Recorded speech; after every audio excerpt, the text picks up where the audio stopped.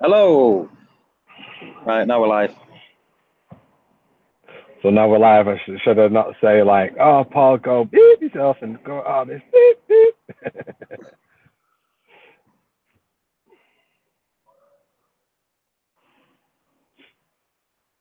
2 likes and only 1 watching. Sweet. That's good, isn't it? Should I give myself one to make it 3? Gotta like your own live stream. Hang on. Ooh. 5.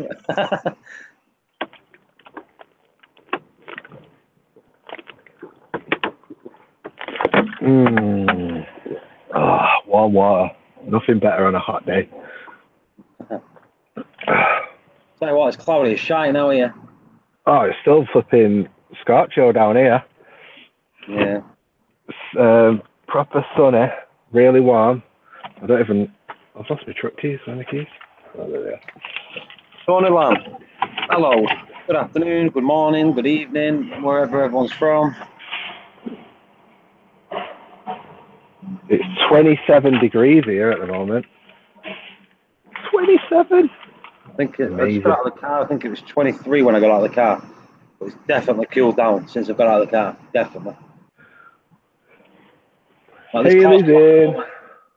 Hi, Haley. Hey up, Haley. Seymour's here. Hello. Yo. Tony's in. The man from the Thames. So, Test Tuesday later. Is this the pre-Test Tuesday? This is the Test Tuesday warm-up show. This is a Test Tuesday warm-up show. Tell everyone it's Test Tuesday. Oh, cracking the flags here. Jurassic Reef. Hello. Do I always say that name right? Jurassic. Yeah. I got it wrong for ages, and then Haley wrote it phonetically for me.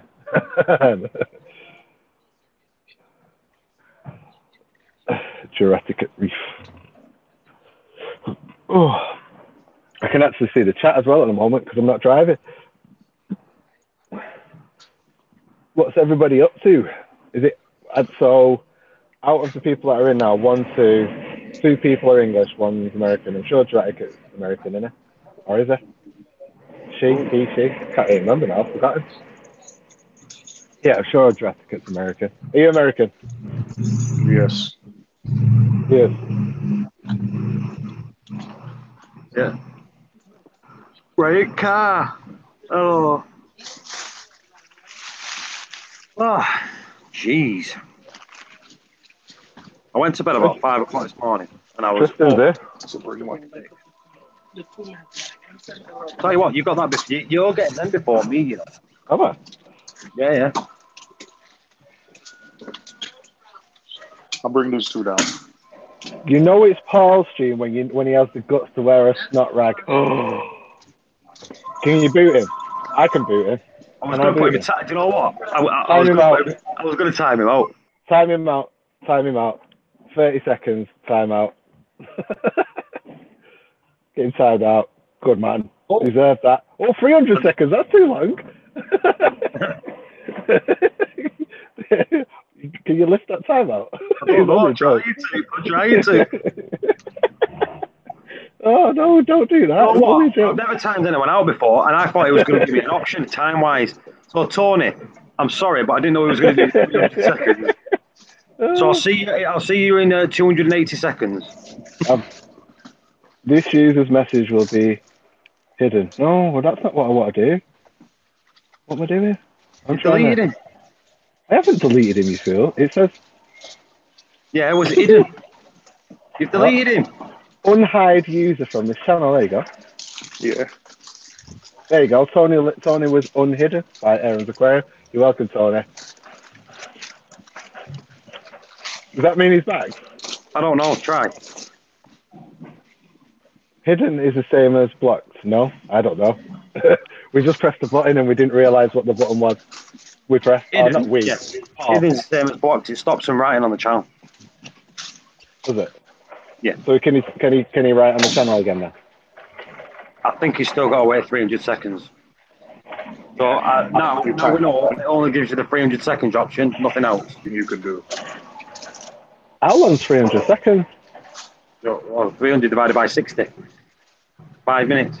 5 minutes. Damn, that's a long time. I didn't realize it Long was so time, long. that. Yeah. Remember when Finn Time and I were doing it to each other? It's just, hey, look at this. What are you guys doing? Banhammering each other for fun? Yeah, Watch this. no, we didn't do Michael, it. We didn't realize. Didn't realize it go that long. Michael, look at the screen. Look what he just sent me. Oh, Tony. look at your at the proper screen. Where's it go? Bellend. What do you guys? Are you guys all right? Did you start drinking early? Yeah, I think we're a bit delusional because it's warm. I've just put, see you in 5. That's what he gets for calling the United shirt a snap rag. Who's next? Bring it on, bitches. We know how the button works now. We're not afraid to use it. Oh. You guys haven't been like up all night and now it's like sleep delirious going on, is it? No, it's just I've had an hour and a half sleep. Day. I've had an hour and a half sleep, that's it. All right. No, I've had a good night. I was drinking again. I've become a piss pot. That's what it is. I was drinking. I was sending messages. I see pictures of me at Alton last night, Mike. I sent. Yeah, what time was that message when you sent us that proper Jedi photo? I don't know, about 2 o'clock. 1 o'clock, 2 o'clock. Tony just texted me saying, this is going to be a long wait. he's dying to write something else, isn't he? Hello, Sandy. Hello, Ailey. Hello, Finn Time. Hello, Lisa. Hello, Click Clack. So, I had a big leak last night. I had a big leak in my house, dripping from the ceiling. Oh, those are the worst, man. Like, in my son's room, I have 2 bathrooms upstairs, and you know, I go into this kid's bathroom, and I saw the tub filling up with water. I'm like, bro, you're not gonna tell me that your tub is stopped up? He goes, well, it goes on after a while. I'm said, that's not the point. You gotta tell me when it's stopping up. Yeah. Because all it takes is one day. He thinks it's gonna go down by itself, and yeah, it doesn't. Well, last night I rang up. I was ringing. Well, it was about 4 o'clock in the morning. I rang for a plumber. £200 call out fee they wanted because of the time it was. So do you know what I said to him? I said you can suck on a brick. I'll turn my stock tap off, and I just rang him in the morning. And I listened to this. The plumber came, fixed it. Didn't want to charge me anything. It was literally a washer that changed it. Normally is just a gasket. It happened with my shower. My shower just went crazy and just started leaking, and all it was just a little rubber gasket that had failed. 2 plumbers came out, Michael. 2 plumbers. I had 2 plumbers here. It took them 30 seconds and said, no, it's all right. It was just literally a washer. They popped it on, and just went. But I said, no. I said, I want to give you something. I'll just give him a tenner. I just said, here, buy your breakfast between you. You know, mate. so I want you all to know, I got love for all of the reefers. It's a struggle keeping a reef. Where's that just come from, DC? DC's feeling emotional. Oh, what's up? What's up with him? He's just put a message saying, I want you all to know, I got love for all the reefers. It's a struggle keeping a reef. He's having a teary-eyed day. He's been watching flipping. He's been watching a chick flick. All right. Done. DC, did the plumbers have their crack showing? Say no to crack, people. Say no to crack. Well, it's one of them days for DC today. That's what it is. you know, I mean, I think the crack is just a deterrent. The plumbers don't want you to see how easy it is, whatever it is that they're gonna fix. So they know you're not gonna look in their general direction. You're just gonna kind of like look off to the side, so you're not gonna see exactly what they're tightening and releasing. So I think it's a general deterrent. Hey, I got a new fridge in my apartment, and it was gonna be $250 to like hook up the ice maker. And when the kit arrived, I looked at it. I was like, "Geez, it's only RODI cable. It's literally Blue RODI cable. I connected that myself. Saved myself $250. Look. The thing is that I'm asking a lot of people, right? If you have internet, then you have YouTube, right? Now there's something. Okay, I'm not gonna perform neurosurgery on somebody. I'm not gonna set a broken bone. All right. But I will look at YouTube to figure out how to set up an ice maker because I'm pretty sure there's a detailed, well edited video of how to connect an ice maker. So why pay somebody else to do it? You know what I mean? So every time I'm about to do something, I just go on YouTube and look it up, and it's like, oh well, that's pretty easy. You know what, I could do Tristan? that. I'm not a very handy person. I'm not a very handy person. And to be honest, it's because I keep a reef tank why I've become like a handier person because I did my plumbing myself. And if I didn't have a reef tank, I'm be honest, like that plumber would have came, took him 5 minutes, he would have taken my money and he would have been happy on its way. But because, I have an RODI system, I'm used to like, plugging it in, plugging it out. I felt confident enough doing it. My wife was nervous as heck, but my bathroom spun a leak. It was a weekend. Instead of ringing up the plumber, I just changed the little thing, that little shut off valve that's right by the toilet. I changed that stuff myself now. Like I'm pretty handy. And it's only because I've kept a tank. Because otherwise, I wouldn't have, I don't know if it's a confidence or what, but I wouldn't have gone ahead and messed with stuff. I would just call the super or just pay the plumber to do it. True. I mean, reefing teaches you life skills, like how to not get poisoned by your reef. We was talking about, when you was talking about YouTube, about looking about YouTube. Do you know, Foster? This is how everyone's adopting now. Have you noticed that? Someone has something wrong with them. They go on YouTube, on the internet, and they self-diagnose themselves. Yeah, which is a problem because the client I have when I work for is a pharmaceutical company, and it's not only because it's self-serving, but they actually do have issues where people have serious diseases and they go on it. They're like, oh, the symptoms are this, this, and this, and they just assume. It can be that they assume the worst, and it could also be that they assume like it could be something a lot simple and they just assume it's just a common cold. So that is actually, it can be a good thing, but it can also be a bad thing. Oh, definitely. Good and bad. Hey, Good and bad with everything. what's going on, guys? Yo. What's up, Paul? You right, DC? What's up, guys? Hey, I got a question for you. Do you have any? I know you said you had some experience with the tank transfer method with with 5 gallon buckets. Can you kind of explain that a little bit more? That I guess kind of because I don't know nothing about that method. I got the idea of it, but I don't know how to do it. So, can you explain what I would need and how long it would take and how to go about it? Tank transfer method is, I think, the process of killing ick. Like, I think that's the only thing it kills. I know it's the process of breaking the ick life cycle, and you do it over the course of 2 weeks. So basically, what you do is you transfer the fish every few days. I think there is a specific timeline. And what happens is, because the ick has a life cycle where the swimming, then it breaks off the fish, it goes into the substrate. So what you're doing when you have fish and you transfer them every couple days, what you're doing is you're breaking the life cycle. So the ones that are free swimming on the fish, when they drop off, you're changing tanks. Then, if anything, so what happens is, so you do it. You do it with 5 gallon buckets, right? When I've done it, I've done it a bunch of times. I've done it with 10-gallon tanks. 10-gallon. I think I have two 10-gallon tanks sitting on my fire escape when I got them for the Petco 10-gallon per sale. So when I'm doing bigger fish, I just use 10-gallon tanks. And then when I'm using doing wrasses or like chromis or smaller fish, I just use 5-gallon buckets. It takes a lot of salt water. Right. How many tanks will you need?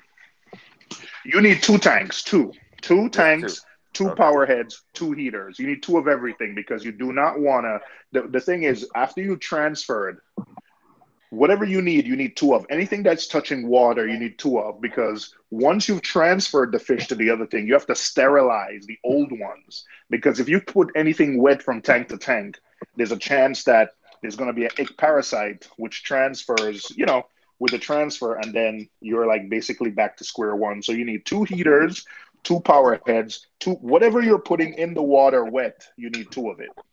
Okay. So Two net. what do you sterilize it with? I White sterilize them vinegar. with bleach. With bleach, I use bleach and then put them out to dry. You could also sterilize it with vinegar. I basically, as soon as I take it out the tank, I sterilize it with bleach or vinegar. Like I barely dilute the vinegar because I just want it strong enough to kill anything, and then I put it out in the sun to like dry, and I don't use it until it's if it's in the winter. I run a fan on it because I want it dry, dry, dry, dry. I want it as dry as possible. So when I'm ready for it again in the 2 days, it needs to be dry, completely dry. Okay. I'm interested in doing that tank transfer method. Because I do want, like, I lost like a couple tanks. Well, basically the new ones I added, the white spots, and Hmm. I want to try that tank transfer method out. Especially with like the 10 gallons, just like you said, have two of everything, sterilize it, almost like a quarantine system to give them a better chance.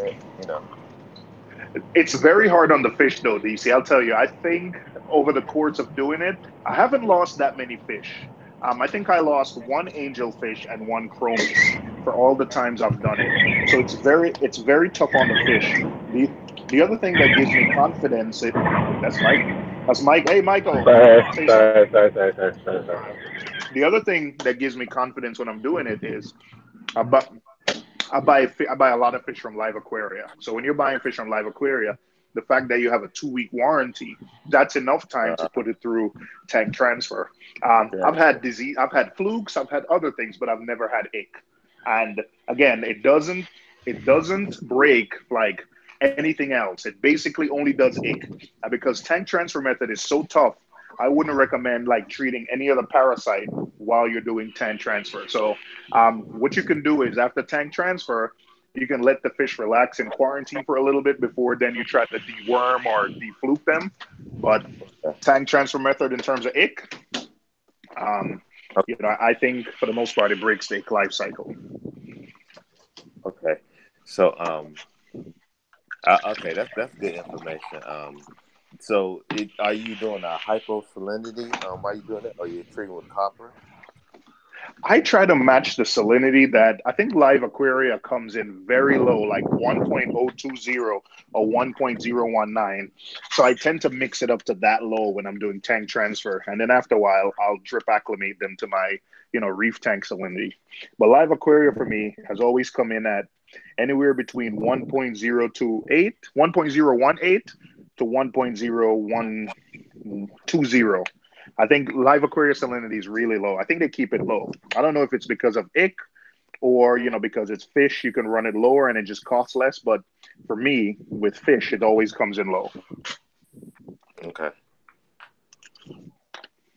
All right. Cool.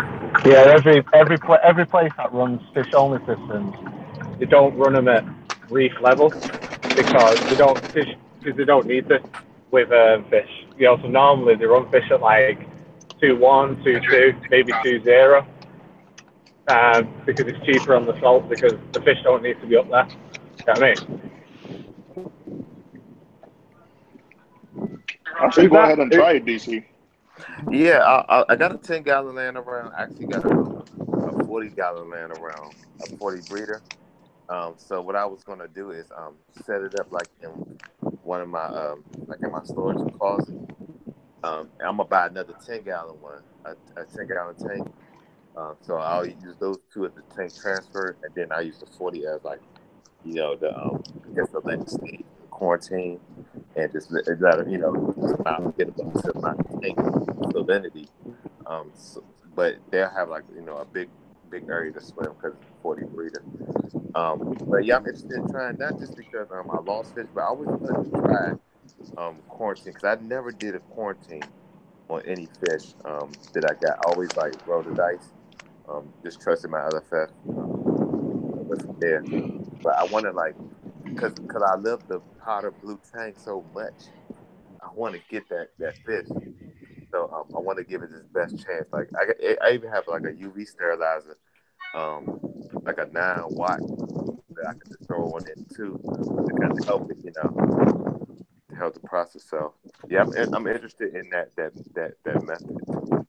Sure. Just be careful, DC. Just be careful, DC, because it's very, very stressful on the fish. You know what I mean? So, obviously, from moving them from tank to tank constantly, potentially having different water parameters, or just differences each time, it can really, really stress them out. So, like the tank transfer method, has its pros, but it also has its cons as well. So just be careful with it because it is a very stressful endeavor. You know what I mean? Right. Well, I mean, knowing that O said that Lava Crate gives a 2-week basically trial period, if the fish gonna make it or not, you get your money back. I feel more confident in, like, I will get fish from them, knowing that I have that guarantee. And I could do the tank transfer method within that 2 weeks, I guess, or 3 weeks to push it to the max. But like I said, I'm just interested in it because I want to.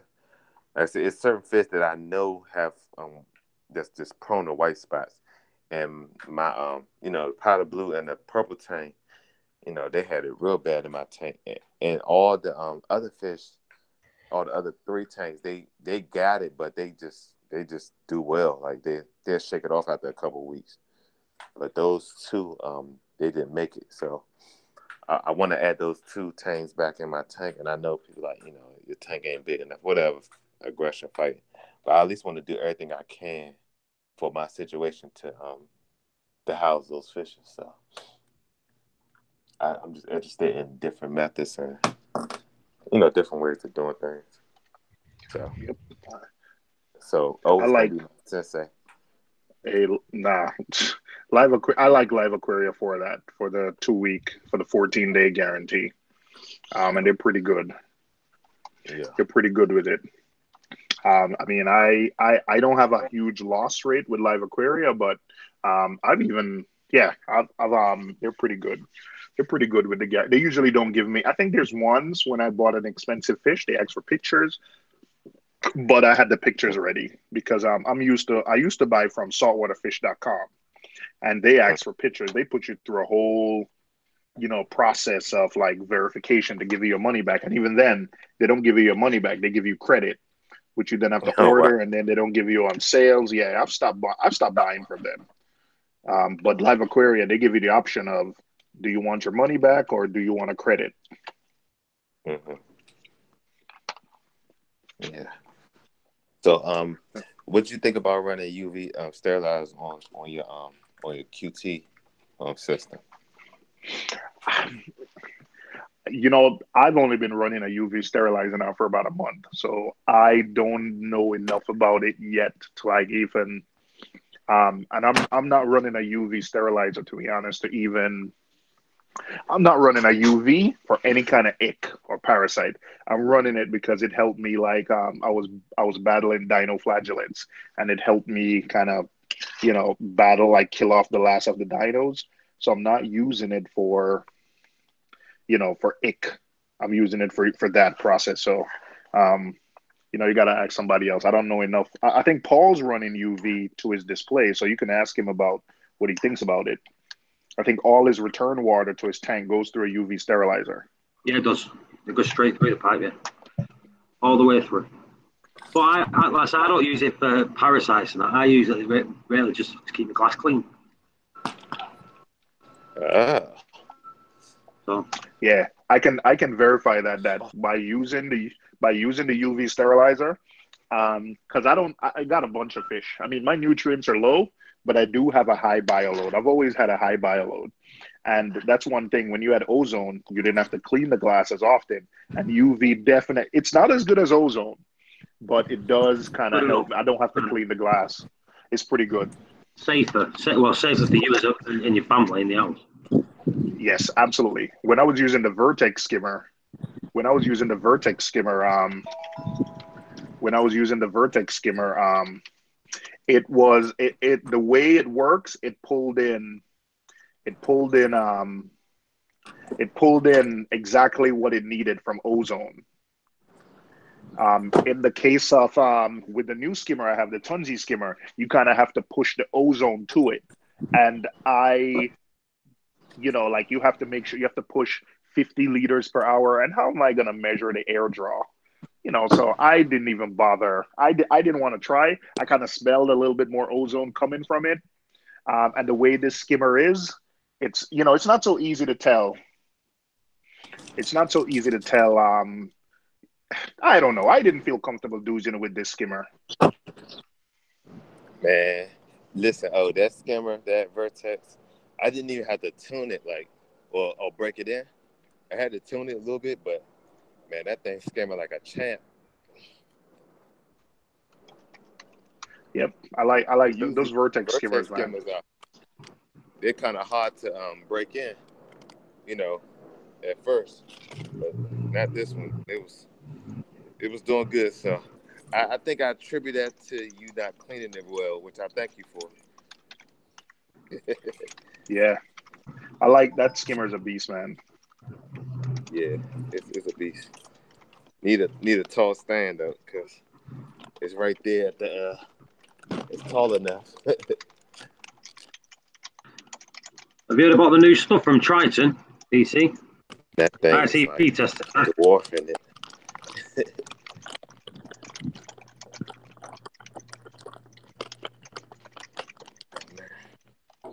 Yeah, Seymour. Yeah.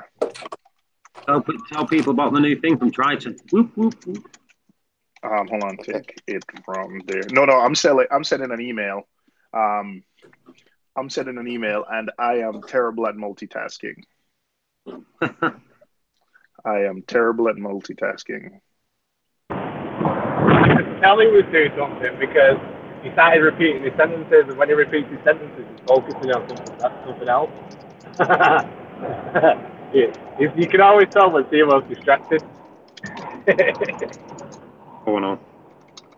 All right. Doing a thing, yeah, Paul. All right. So what did you say, Paul? You said about the new test that Triton's bringing out. To be honest, Paul.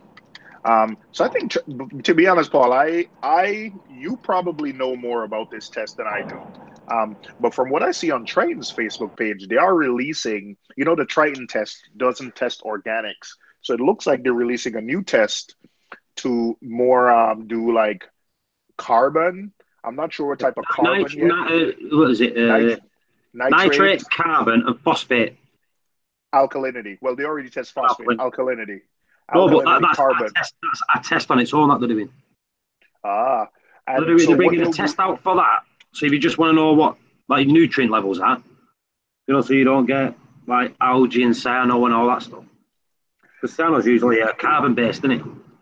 Yes. So they're going to sell carbon products. To be honest, it says carbon products. It says carbon fast, carbon medium, carbon slow. Also, Jake Adams has something about it on Reef Builders, but Jake, like his article was like a quick summary. It didn't provide any in-depth thing. So I don't know if it's carbon as in carbon dosing. Yeah, what they are bringing out, they're bringing out. They're bringing it out so they can test your nitrates, your carbon, your phosphates. Alkalinity will be a side of that. But what they're also bringing out, they're bringing out them, and they're bringing out products. So they're bringing out phosphate liquid.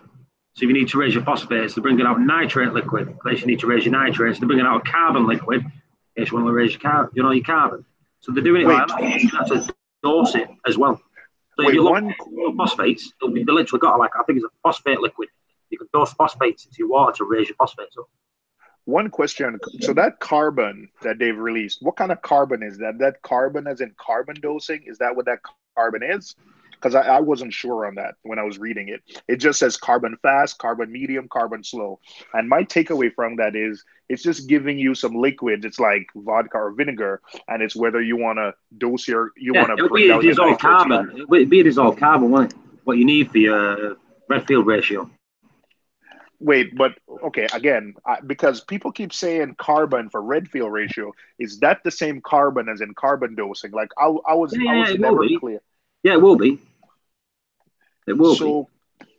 All right, I got to be honest with you guys. This whole I understand what the Redfield ratio is, but I don't understand how that relates to like carbon dosing. And I've had a ton of people, I've had crews, I've had Nick explain it to me, and I got to be honest, like I don't understand what the heck the Redfield ratio is. The Redfield ratio is made up of 3 parts: carbon, nitrates, and phosphate, and they all have to be in balance for the ratio to, for basically for everything to be in balance for your for the reduction of nitrates and phosphate. So I think the balance is 106 carbon, so 106 ppm of carbon to 14 nitrate to 1 phosphate. So 1 ppm of phosphate. So in your tank, if you've got that ratio, then everything is in balance, basically, and everything in your tank should look sweet. If you're out of balance, then that's when stuff starts to go wrong. So that's why, when you're talking about carbon dosing, the reason why we focus on the Redfield ratio is because we want to keep it in ratio. We want to keep, obviously we can't test the carbon at the moment, so it's difficult to follow the Redfield ratio because we don't know how much carbon we've got. So what people tend to do is forget about carbon because they don't test it and just focus on getting the ratio between nitrates and phosphate. So, if you've got 14 nitrates, then you should have 1 phosphate to be in balance according to the ratio. It's not a fixed, bang on the money term, but that's like the guide. So obviously, the closer you can get to it, the best the better system you can run. Yeah, exactly. And then, so if you haven't got 14 nitrate and you've got double that, then you'll have double the phosphate to stay in ratio. Do you know what I mean? Or obviously you don't really want to be double that. So if you're half that, so if you're half 14, then you'll be half, 1, so you'll be 0.5 on your phosphate. Do you know what I'm saying? I think they've brought this out, Michael. I think they've brought this out because a lot of people that are running this trying at the minute, they're running ultra low systems. And a lot of people are screwing the systems up because they're running in that low. They're not even detecting any phosphates. They're not detecting any nitrates. That's why I think they brought these liquids out, so you can literally just dose them straight in. And I think they've got fast, slow. I wonder why they brought like what was it, Seymour? A slow, medium, and fast versions of it. So I don't know how that works. Like, is the fast really concentrated where you put it in, it raises them up really quick? Because that won't be a good thing. Hey, I got like I told you guys, like I understand what Michael just said, but I don't. This whole carbon thing, it's something I am not very. I don't know. I know in terms of carbon dosing to reduce nutrients, like I've done that for years in many different forms, so I understand that. But I don't. Maybe it's not me. Maybe it's me. I'm pretty sure it's me. Just there is one little connector there that my head just can't get around, and I'm pretty sure I'll get it one day. But for now, I'm just not getting it. I've had people explain it to me multiple ways, and I'm just not getting it. Just go online, just type Redfield ratio, and there's white papers on there that explains everything about it to you. Yeah. I understand. I understand what the Redfield ratio. You know what it might be also? It might be that we're calling 2 different things carbon, maybe if the names were different, maybe because if the names, like I understand what you guys say. I understand the Redfield ratio, like to keeping things in balance. That I do get. But you're mentioning this thing that you call like organic carbon, organic phosphates. When I read, that's what I see. But what I'm not getting is that how does that relate to like when we add extra carbon to reduce? Like I said, there's something there that's. I get what you're saying. You're saying that we add carbon to get the bacteria to produce faster. Yes. So if you're adding the carbon, how's it going to raise when it's just producing a lot of bacteria? Yeah, I don't. Yeah, there's something there that I'm not getting. The bacteria that consume, basically, obviously we all know about anaerobic bacteria, yeah? Bacteria that lives in oxygen depleted zones, which converts nitrates into nitrogen gas and completes the nitrogen cycle, yeah? Well, this other bacteria that consumes nitrates isn't the same bacteria, it's a different bacteria. But this bacteria needs 3 things to feed on. It needs a carbon source, it needs nitrates, and it needs phosphates. It needs all 3. If it doesn't have any one, this bacteria can't survive. So that's the reason why you're adding your carbon source. That carbon source can be anything from purple pond stuff to sugar, vinegar, vodka. All of these different things are like a carbon source to trigger the growth of this bacteria. And then you've got the bacteria, which then consumes the majority. It consumes nitrates at the majority, and this is where it links back to the Redfield ratio. Because if you have a look at a purple pond, for example, look at their NO3POX, right? It says on it that it reduces the majority of nitrates, but it reduces less phosphates, right? Because it's working on the Redfield ratio basis of 14:1. So if you think about it, for every 1 ppm of phosphate it takes 14 ppm of nitrates. So it takes more nitrates than phosphate, this bacteria, but it needs a carbon source in order to be able to just survive at all. So that's where the NOPOX comes in, because that's what triggers, that's sort of like the catalyst to trigger the growth of this bacteria, because you've already got nitrates and phosphates. You just need that extra carbon in there to get that extra bacteria going. You know what I mean? You already have carbon in your system, but it's at low levels. So you will already have this bacteria consuming nitrates and phosphates, but it'll be at a lesser level than what you're putting it in. That's the reason why your nitrates and phosphates go up. You know what I mean? Mm-hmm. You get me? I hear you. So we're not talking about carbon that you put in a reactor to make your water all nice and pristine and clear. We're talking about, like the organic carbons like sugar, vinegar, vodka, branded products as well, stuff like that. Those are the things that we put in to trigger the growth to add carbon. But that's the reason why I've stopped carbon dosing, is because we're doing by carbon dosing, you're dosing blind, sort of. A lot of people have had successes with carbon dosing, I can't fault it. But you are sort of dosing blind because you can't test the carbon at the moment. So you can test for nitrates and phosphates, but you can't test for carbon. So you don't risk it overdosing the amount of carbon that you're putting in your tank. You know what I'm saying? So that's why I don't do it anymore. I did it for years and it worked fine for me. I found better ways now to kind of reduce nutrients, so I don't need to carbon dose anymore. A refugium does the job just as well, and I think it's a lot safer. Oh yeah, well the thing is, the refugium just absorbs like a sponge, doesn't it? It's not chemically breaking something down. It's not, you're not having to add something to the tank to trigger the growth of a bacteria. The Chaeto just absorbs it into its cell structure, and then you throw a portion of that Chaeto away, which means you've thrown a portion of your nitrates and phosphates away. Hell yeah. It's like a sponge, basically. Hell yeah. I don't think I'll ever set up a reef tank without a refugium again, unless it's physically impossible somewhere. Even the little nano tanks, there's little baskets and stuff you can buy. All the innovative marine tanks, there's little things you can buy to like add a refugium to them really easy and cheap. Yeah. I love my refugium. Yeah. I love it because, obviously you can have all sorts of stuff in there. It's a nice little place where, if a fish is being a bit of a bum cheek, throw it down in there. It's a bit more of a safe place. There's pods and stuff in there that it can eat while it's in there, blah, blah, blah.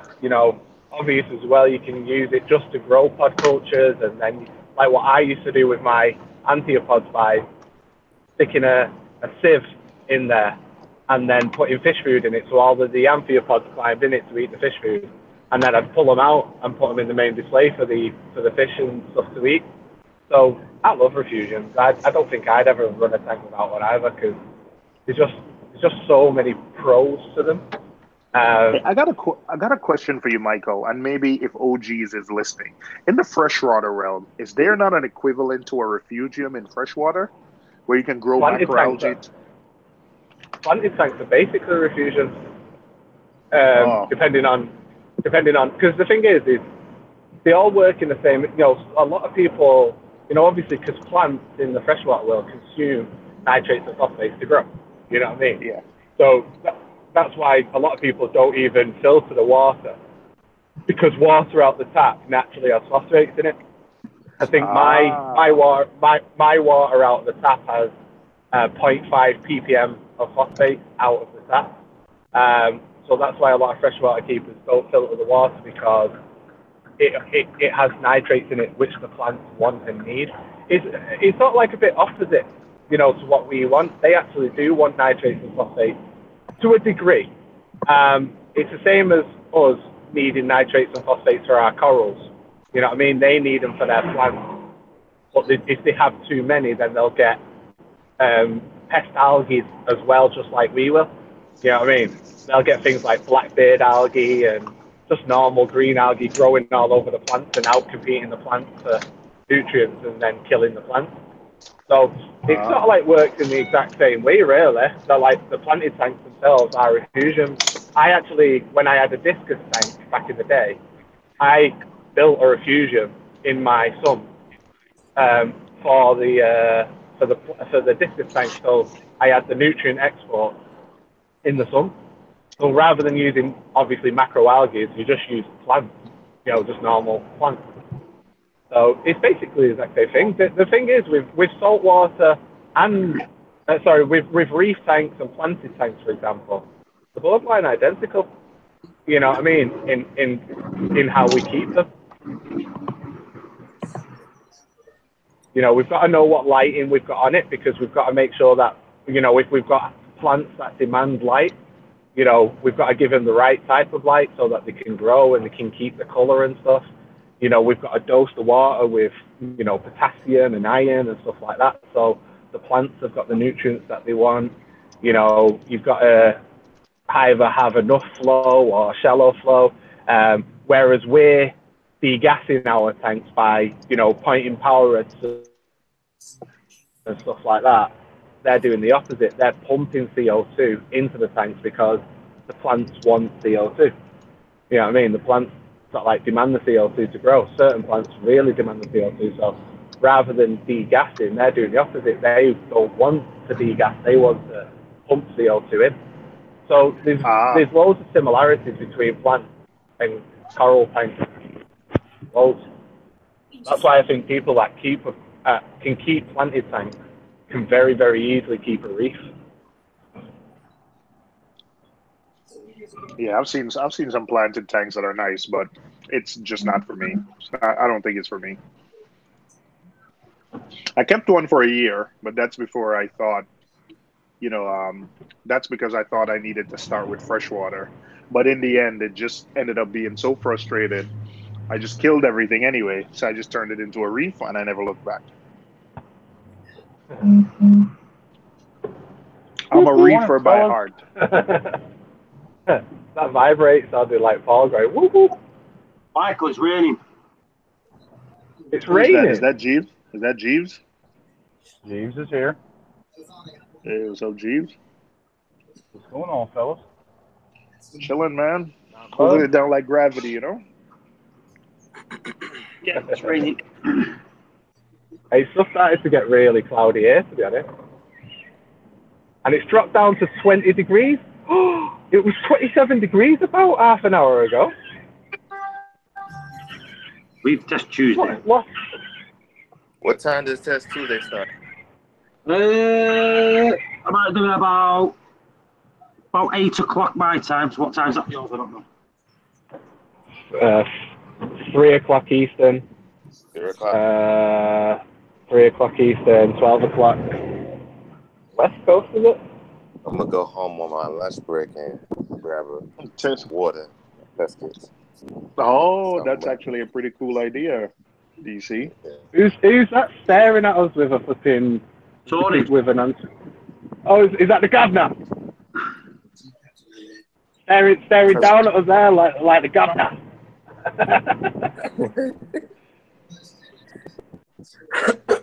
No, that's just Paul in a red Manchester United jersey.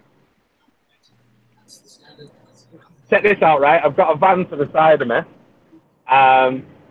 The driver, he's not got it in his hand, so I can't say he's drinking it. But in the cup holder, there's a can of Stella. a canistella, can of white beater. He's got his phone on his lap, and then the passenger has got a can of Stella in his hand and a can of Stella in the cup holder in front of him. So that's 3 cans of Stella for 2 people. So that tells me that the driver's drinking a can of Stella. Should I ring the popo? Yeah. Oh. Ring them. You don't know my friends very well. No, just leave him alone. He's enjoying the sunshine. It's raining here. No. It can't be raining at yours. It's raining. You're already down the road. It's been nice. It's raining.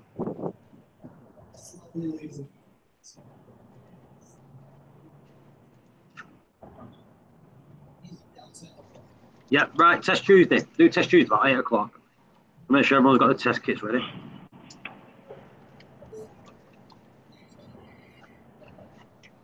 Yeah, I'll test later. See, I want to see if this Chato's actually working. Like I say, it's doubled in size. It's half of my sump now.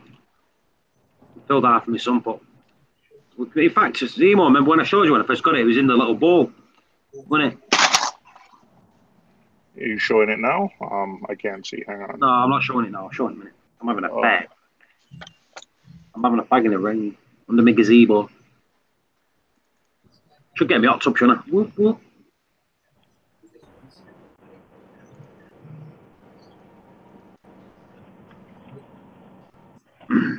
Right, Reefers. Oh, Any questions you want answering? Is there anything there? Reefers, any questions? Start chatting. What are good mid-level corals?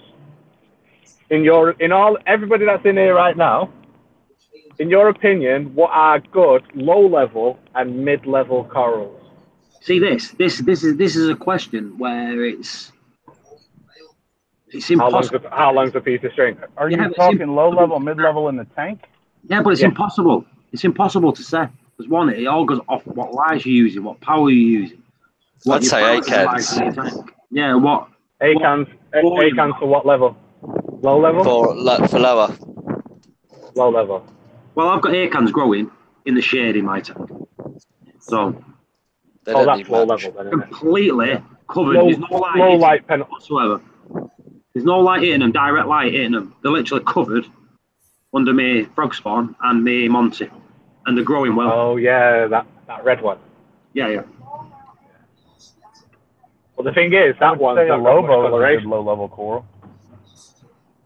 So low level, yeah. There's always can grow in top, middle, or bottom. I think they're perfectly fine growing anywhere. Yeah. That's good. So if you go, let's start off. I'll tell you what. Let's because obviously that's thingy. Sandbed. What would you say is a good coral for a sandbed? I say acans, lobos, trackies, anything in that genus, anything in that type of genus. What's that again, Woody? Fungia. There you go. The fungia. Fungia. Fungia. I don't like fungia. Do you know what? I don't. They look like a wrinkly woman's place. What, Mike? A wrinkly woman's area. And welcome to the community worldwide. Hello, CJ. CJ just popped in. He's going to work. Welcome to the community worldwide. To be honest, I'm not a big fan of fungi at all. But yeah, so go on. Lobo. Yeah, Lobos, yeah. Alveopora. Goniopora, but the Goniopora ones, but with less polyps. Yeah. Right, okay. How long was it? I won't put Gonnies in beginner coral though. No, we're not talking about like who the person is that's keeping it. We're just talking about where you're keeping it. Just in general. Yeah. Where don't matter whether it's flipping, a Goniopora or a green star polyp, you know what I mean? Don't care about the care level, it's more the level of the tank. What would you say are good corals? Because I get this asked to me all of the time. It's a constant question, like what can I put here? What can I put there? So I'm always interested in what other people's thoughts are and, you know, what can go where. Because obviously, the reason why I'm getting at it and the reason why I ask the question is because if we understand where corals, in general, you know, we're not saying actual specifics, but in general, they will do better. You know, they will do better on the sandbed, for example, than they will at the top of the scape in a normal, you know, general reef tank type environment, you know what I mean, where you've got rock that goes halfway up your tank, and you know what I'm saying? Yeah. You know, because it really dictates on how you should scape your tank, you know what I mean? So if you've got an idea of what corals that you want, you know, say for example, if you want, oh, I love euphyllias, I really want euphyllias, then, you know, you scape your tank to accommodate that, you know what I'm saying? So that's why I'm asking the question, like, what would you guys think? Because there's probably things that I would maybe say, really? I would have put that here, do you know what I mean? So sandbed wise, you said acans, lobos, trackies, alveoporas, Scollies. Scollies, like the one meat corals, like acanophilias. Yeah. Acanophilias are beautiful. I love those. And expensive. Yeah, and expensive. But yeah, stuff like that. So realistically, you're talking more like the big, fleshy, like LPS type corals. You know what I mean? Like, you know, like you said, like thingy. But you can even get away with euphyllias, can't you, on the sandbed? Yeah, I've got euphilia on the sandbed. Yeah. Most of the LPSs, really, isn't it? Yeah, the cat phillies. They'll want that. Yeah.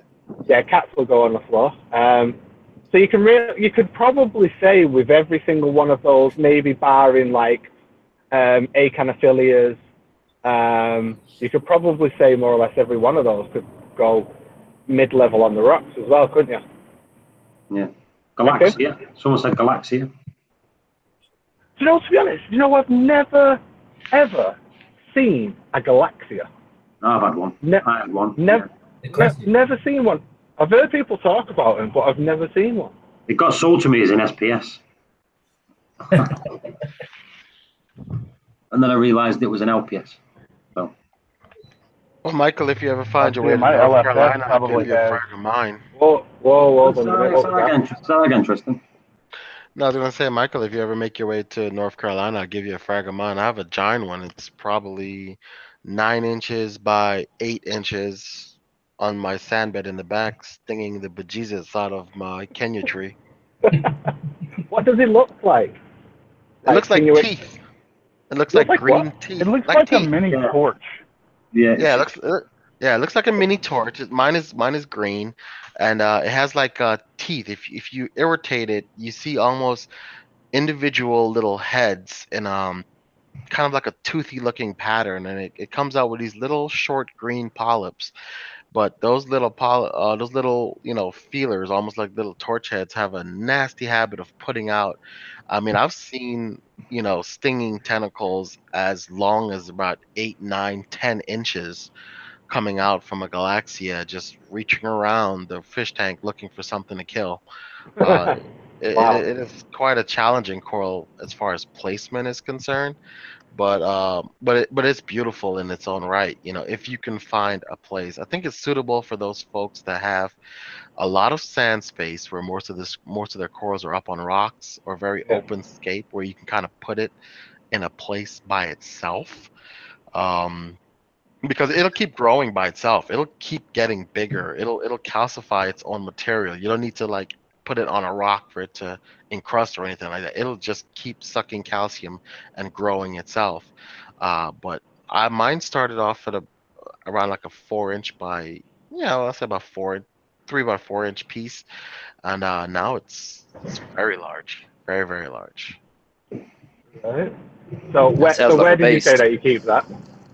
I keep it in the back right hand corner of my tank, right up almost against the glass, and there's pretty much no other coral within a 10-inch radius around it. Really? Is it quite shaded? I I would say that it's shaded because how my LEDs are situated. The back wall doesn't really get pounded with a lot of light, but it is down low. I did find that it is quite sensitive to lower alkalinity and also lower magnesium, where other things did very fine with lower alkalinity and lower magnesium. This one here tended to shrink up and stop putting its polyps out, if that is a nutrient issue that you have in your tank. Um, so I did have to get my alkalinity up to around 8.5 or 8.9 in order for it to start opening back up again.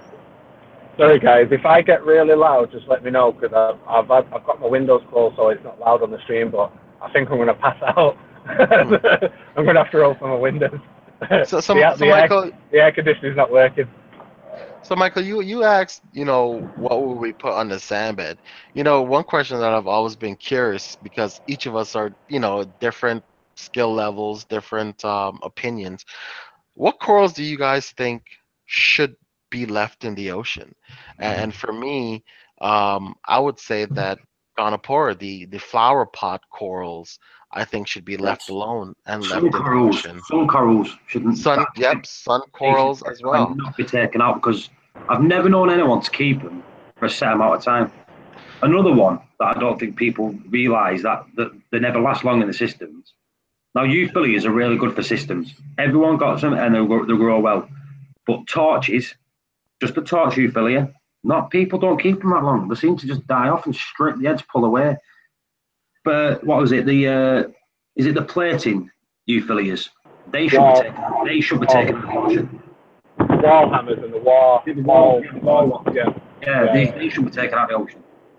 Now, you know what's funny? To be honest, I'd probably say any NPS corals because there's not many people that are situated in a good enough position to be able to sustain an NPS coral. So, sun corals, Cariophoras, stuff like that, anything that needs feeding, target feeding, 9 times out of 10, there's only a select few people that can keep them. You know what I mean? So I just think NPS should just be left alone entirely. Well, I mean, I think that there is a place for them in the hobby, right?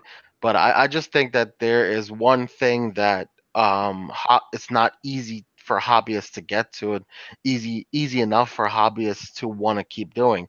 And honestly, I think that's live phytoplankton. Live phytoplankton. So a lot of people don't realize that the main food source for a lot of corals is not exactly fish poop. It's one thing, yeah, but they also eat a lot of live phytoplankton. And in the ocean, there's no shortage of phytoplankton. So long term, I found that, in my limited research of maybe like 5 or 10 systems or so, I've noticed that those folks with very, very large systems, I'm talking about full blown reefs, employ live phytoplankton to some degree. Either they occasionally buy it and they dose it, till the bottle's empty for, which might last them a few weeks to a month or so. Or they have some sort of a system where they're breeding it or keeping phytoplankton and dosing it to their system. And one thing that I've been looking at for my new build is actually doing that, starting a culture and using it to dose my tank. A lot of people say, "Oh, my phytoplankton, caused a big outbreak of cyanobacteria and stuff." And then I asked them, "Well, where were you keeping it? In the refrigerator. How long did you have it? 2 months." I said, "Was it still alive? Was it a live source that you bought, or do you think maybe did your culture perhaps tank with a crash?" bottle full of nutrients. Right, exactly. And did you just keep dosing it without knowing what it is, right? And that's probably what caused your outbreak, you know what I mean? But if I'm buying phytoplankton and I pop it in there, I'm at least looking at it in a bright light to see what I can see, to make sure it has that bright, healthy, green color, that it looks alive, that it's not all settled on the bottom of the bottle or whatever, and before I dose it to my tank. And that's what's nice about places like Algae Barn or whatever. They'll sell you it and it come in nice clear packages that you can see, but they also give you a usable life. And all of these phytoplanktons a lot of these phytoplanktons that you get in the store that are in these sealed bottles that don't have expiration dates, that says it's inert, and then when you add it to water, it's going to come back to life or whatever, that it's a good source, and people go dosing this stuff and it doesn't work for them or it causes nutrient issues. I tend to think that is a missing element from people feeding your tanks, and that's phytoplankton, or even some of the other types of planktons that are available, in the hobby. Well, the thing is, if you think about it, right, phytoplankton is it's the beginning of life.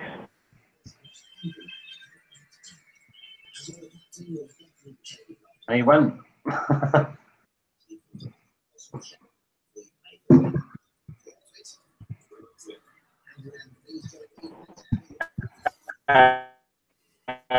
You're breaking up, Michael. You sound like a robot. It's that's not like.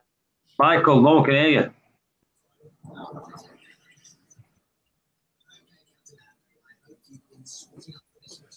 Can you hear me? No. No. No, you're breaking up again.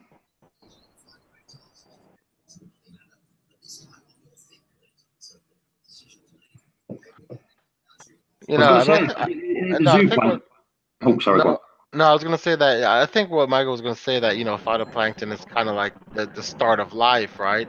So I've known breeders of clownfish to spur a pair of clownfish into actually breeding by introducing live phytoplankton into the water column in the tank where the male and the female are in, and it's kind of signaling, hey, this is a suitable environment for us to lay eggs and make babies now, because a suitable food source is present in the water column. And I've known tanks to have spawning episodes where clams have spawned, where other corals have exhibited the same traits that they would in the wild, just because of the presence of live phytoplankton in the water in a concentration enough that they feel that they can reproduce. You know what I mean? Well, so, sorry to no, go ahead. Go. Just like saying is, with the phytoplankton, obviously, like I was saying before I turned into flipping D3PO, it's the start of life. It's that first initial. So as soon as that's there, then other things can feed on it, and then other things can feed on what that feeds on. So, obviously, phytoplankton is too small for fish and even really corals to feed on, because it's a microscopic, organism. But it's sort of like the right size for zooplankton, for example, to feed on, which is at a larger, size, which is more of a size that other organisms can consume. And then again, larger organisms and zooplankton can then consume that, and so on and so forth. You know what I mean? And that's where, obviously going back to what you're saying about the whole, we can spawn now, because it's like the foundations are there now. We can build a house now because, the foundations are built. The phytoplankton's there, so that means, there's going to be, brine shrimp, for example. There's going to be brine shrimp that's able to spawn, live in this water because it's a food source for them, which means we can eat them. Do you know what I'm saying? So phytoplankton it's flipping stage one, but we don't really embrace it because in this hobby, up until recently, it's not been really easy to obtain, to grow. It's only recently that people have started to nail it a lot more, and I think these type of innovations, these type of findings where we're able to get phytoplankton in our systems and stuff, is the reason why, and more stunning than ever before, because we're putting the pieces of the jigsaw together. You know what I'm saying? So yeah, I think phytoplankton is very, very important. Definitely agree with you there, 100%. It's because it's ground zero. It's the first food source. If there was no phytoplankton, there'd be no us. There'd be no humans if there was no phytoplankton. Simple as that. The crew said that bacterial plankton is the first stage. the phytoplankton and zooplankton. Michael, I feel like we're just using phyto as an example ambiguously, but bacteria, like planktons of any kind being present in the water column of our aquarium in general, it gets used up in our closed system very quickly, or it even gets skimmed out or removed or killed off or whatever. But I think it's hard to reproduce without outside help, without you dosing it or having an active culture going somewhere. I dose it daily. Mine's on a doser, getting dosed daily. See, I mean that's a beautiful thing, The Triton tank in London, Vince's tank in London, that one, as far as I remember from the information that I received, is he doesn't run things like UVs and stuff like that and ozone and stuff on his tank, because his tank is at a size and stage or something that it's producing, it's naturally producing its own phyto. They took water samples or whatever, but that tank's actually producing its own phyto. It's its own ecosystem now. It runs itself, so to speak. It provides its own food. Do you know what I'm saying? So like the phytoplankton, it's producing its own phytoplankton, which is producing its own, pods, copepods, amphipods, zooplanktons, whatever else, which is then food for the fish, food for the corals, etc., etc., and the circle continues. That you've got that ecosystem, you've got that balance, and I think that's the word that I use a lot, is balance. It's getting that equilibrium, and once you've got that, which isn't easy in a glass box, you know what I mean, but supposedly the Triton tank down in London has, you know what I mean. So whatever, the pod cultures, the planktons, all that stuff, very, very important, because Crew said here, he said he doesn't think we have enough bacteria planktons to sustain the phyto in many systems. Yeah, because sorry, I just inhaled water. Everything needs something to feed on, doesn't it? Yeah, Miss Lurk said I did the phyto. So the phyto. Miss Lurk said I did the phyto experiment, and after dosing 500 ml of phyto in 10 days, I couldn't achieve green water, and it had no effect on dinos. Amphipods loved it though. Yeah, they will do, because the amphipods will be feeding on it, won't they? Like I said, circle of life. The phytoplankton will consume bacteria, because like the phytoplankton needs food. Phytoplankton's not got food, that'll die. So that's what it goes back to what Cruz is saying, is we haven't got enough bacteria for the phytos to consume. So that's why we are having to top them up, and we haven't got that equilibrium. Oh God, nearly drowned. Nobody's even saying, are you all right, Michael, or anything. Just literally just nearly died then on a bottle of water. No, I was going to say, sorry, mate, we just don't care. Did you say something? Die quietly, we're talking Reef. So there's another reefer on another stream that I go to fairly often, and he has a microscope and has looked at natural salt water versus the salt water in a tank, and he said overwhelmingly in that salt water the presence of phytoplankton, bacterioplankton, all the different types of plankton, the amount per like square centimeter or whatever is so dense compared to what's in his reef. He said he wasn't sure like how a person could achieve that in a glass box without dosing a significant amount of planktons to get it up to that level. So I feel like maturity is part of establishing a base level of everything in your tank and then supplementing everything else that's on top of it. You know what I mean? So I figure one of the things that I will try in my new tank is to actually have a good culture going and make it an integral part of my dosing for my new reef. I don't do it on my current reef, and I've experimented with it in the past in terms of just buying the stuff in the store, even ordering stuff on Algae Barn.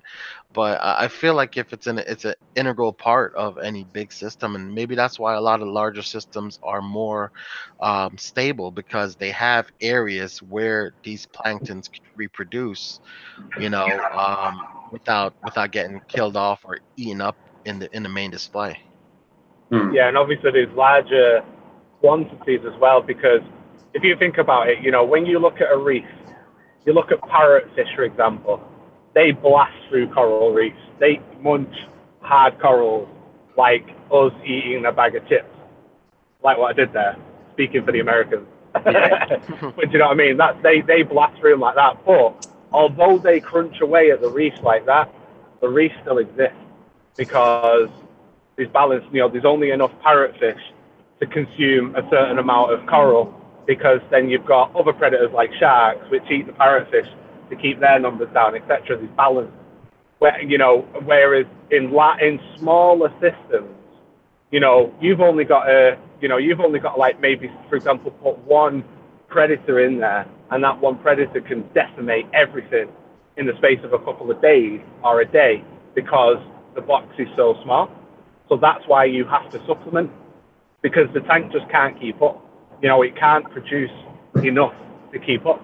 Whereas in larger systems with less stock, for example, then potentially, you could the tank could be producing more phytoplankton naturally than what is being consumed. So there's always an excess.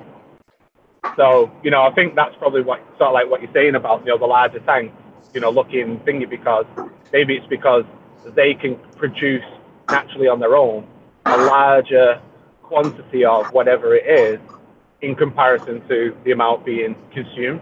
Do you know what I mean? Oh God. Oh God, I'm still not got over that water. Oh. I'll say, are you all right, Michael? Are you still with us? I'm just about. All right. No one understands the danger. You're at the wheel and you're coughing your lungs up. Hey, I couldn't even see for a second there. I've got water coming out of my eyes. So yeah, I think you're right there, Tristan. Do you know what I mean? I think you've sort of like nail on the head type thing there is, with the phytos and stuff, is our boxes are too small. Our boxes are too small to naturally sort of like recreate the ocean. So we have to be Mother Nature. We have to dose. You know what I mean? Nobody doses the ocean, but it's imbalance. Everything in the ocean combined creates the habitat.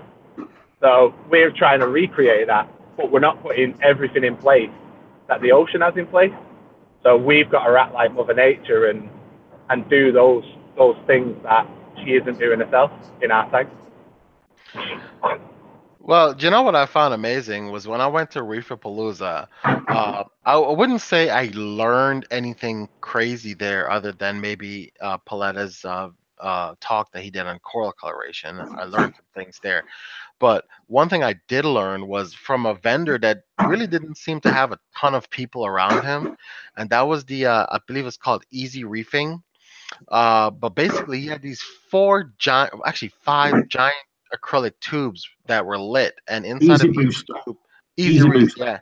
yeah, and inside of each one was a different culture of bacteria plankton of some type, whether it was phyto or what is it, Acropolis and some other types Tristan, look at this. stuff. That's what I'm dosing. Look. Yeah, I didn't even realize that there were that many, like those so many different types that you can actually culture. It's a new thing for me in that part of the hobby, which is keeping a mad lab together to do something like that. But I've made I've made the space in my garage to be able to set something up, and it's definitely something I want to try. I think that it's really important, and more important than I ever gave it credit for, dosing different types of planktons to your reef. I literally never thought about it. I always concentrated on alkalinity and calcium and, all of these phosphates and nitrates and all this other stuff, keeping them in check. But I never thought about what I'm feeding my corals. I always thought like, hey, I'll throw some reef roids in there every so often, a little bit of acropower and some amino acids, and I'm like, oh yeah, they're getting everything they need. And then, I realized there's way more to what they consume and what they use. So I'm like, wow, I really want to try this out. That's sort of like what Nick Chan will call the next level of reefing. Is you've got yourself to a certain understanding, you've got yourself to a certain level, and then you thought to yourself, hold on a minute, there's more, and then you've took it to the next level. So if you look at it as levels, you will start. It's a bit like, do you know when Neo starts seeing the Matrix, with the code.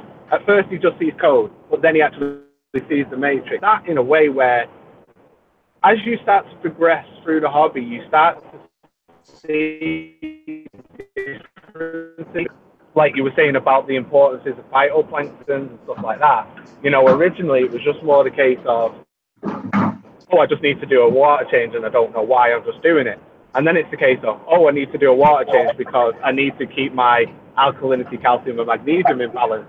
And then, so you've gone up, level and level. And then, now you've got to that level and you started to really grasp and understand that. Then you start looking for more.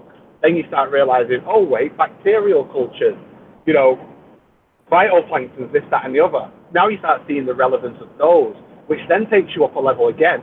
And once you've started to understand and base that out, then you'll start to hunt for more.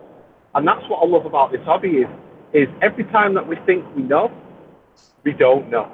You know what I mean? There's always something else. Like, it's only been a matter of years since we've realized the importance of magnesium in the reef tank.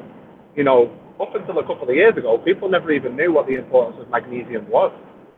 And they didn't know, the correlation between magnesium, calcium, and alkalinity.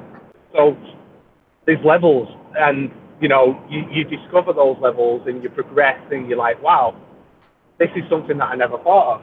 And that's sort of like, what Nick said to me in the past with levels of reefing is, by the sounds of it, you're stepping into another level now of a level of understanding where it's like, there's more to this. Do you know what I mean? Yeah. Here's me with the mouth full of cookie, Michael. That's the cookie. Exactly, that's the cookie. You still got them. I didn't nail them all yesterday. I bought two. He's holding out on you. Nah, he won't share it. It's just that he bought them yesterday. 5 cookies he bought yesterday, and he's still got one left. What, not 10? a true hue. Oh, 10. Oh, fair enough then. I don't think I could nail 10 in one day. And 5 donuts, and a bag of mini Deckers, Dinky Deckers, and a pack of Whispers.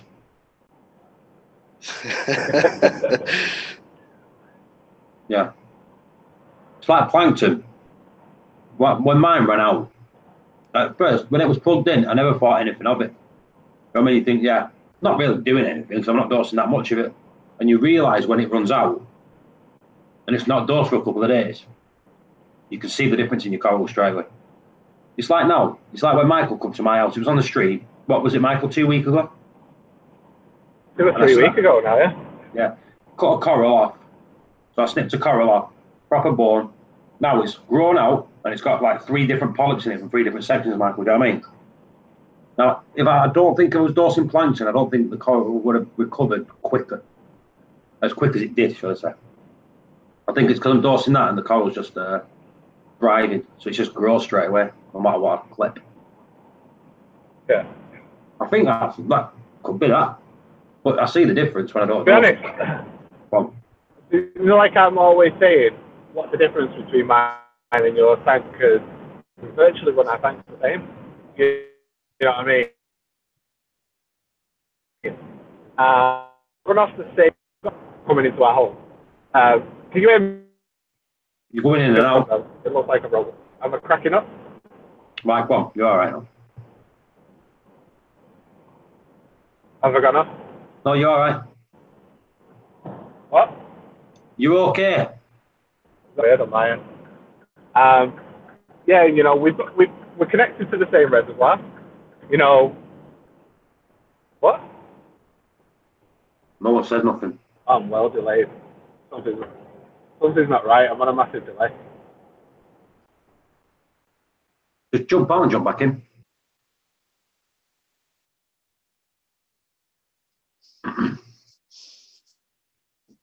What photo is it you're dosing, Paul? Is it dry store or is it refrigerated? No, it's the Easy Booster, you know, off the shelf. Yep. Doesn't need refrigerating. Oh, that's the one that Tristan was talking about. I'm gonna have a look at this. Because it comes in the bag, you just hook it up to Dorset, straight into the Dorset. Woody's just bought some. What's it? Easy Booster. Yeah. Right. If you want to run it through the Dorset, there's two different kinds. You've got the Easy Booster, which is a gel, which is like a really concentrated version, and then you've got the Easy Booster Nano, which is a watered down version in a way. But that one would be better for Dorset, wouldn't it? It'll be better. I've run both through the Dorset. The both run through the Dorset like really well, but obviously the other one's a gel, so it needs a lot more pressure to pump it through. Yeah. So you need to like calibrate it with obviously running 100 mil through it, which I don't see the point in doing that. No. You know what I mean? So what I do is just get the Nano. How much do you usually do? I just dose a mil a day. That's it. Oh.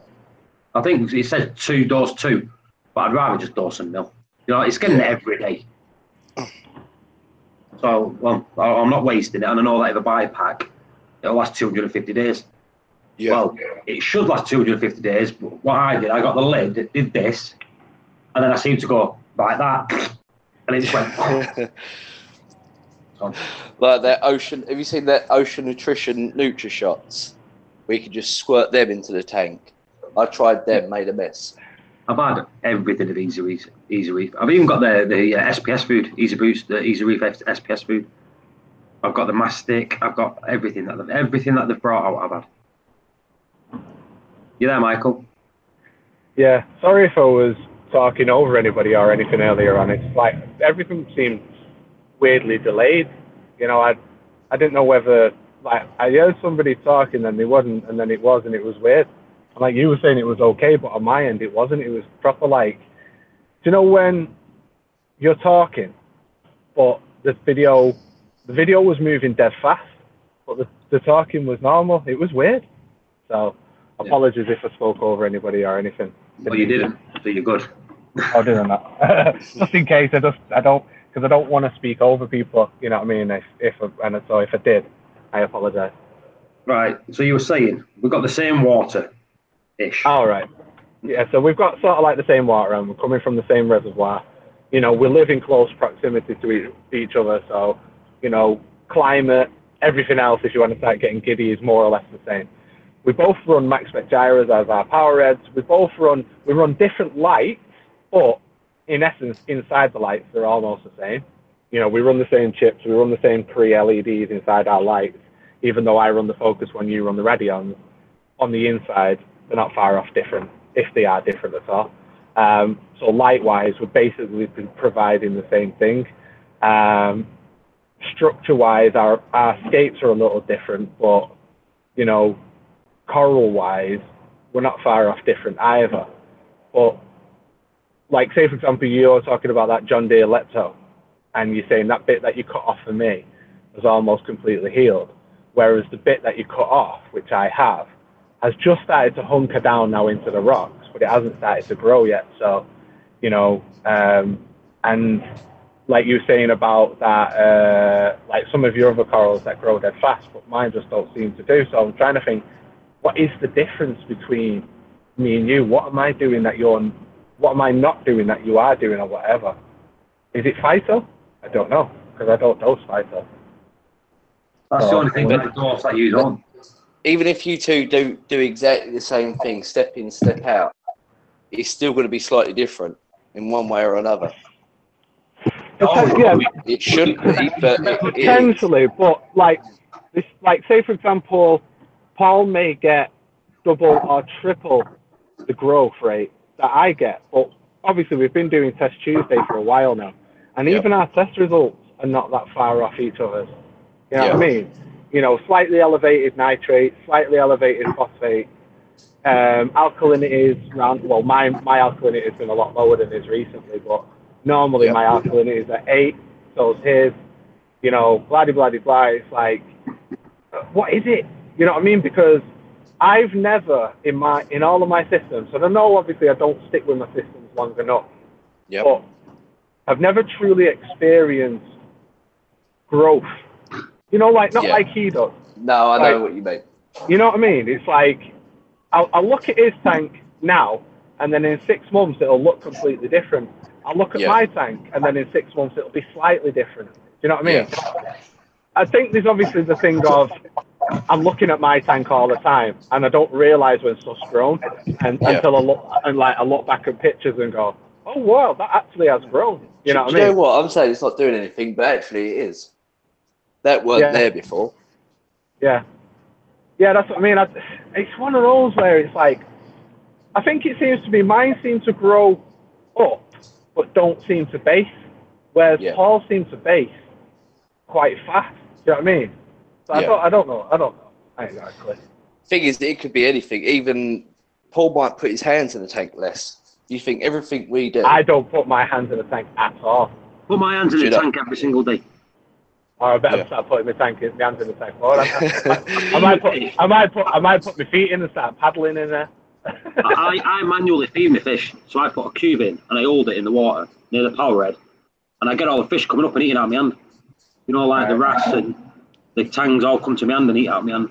But I don't put my hand right in. It's just literally a couple of fingers. You know what I mean? And I don't use creams or anything like that. So. I do though. I've got to, otherwise I just turn into dust.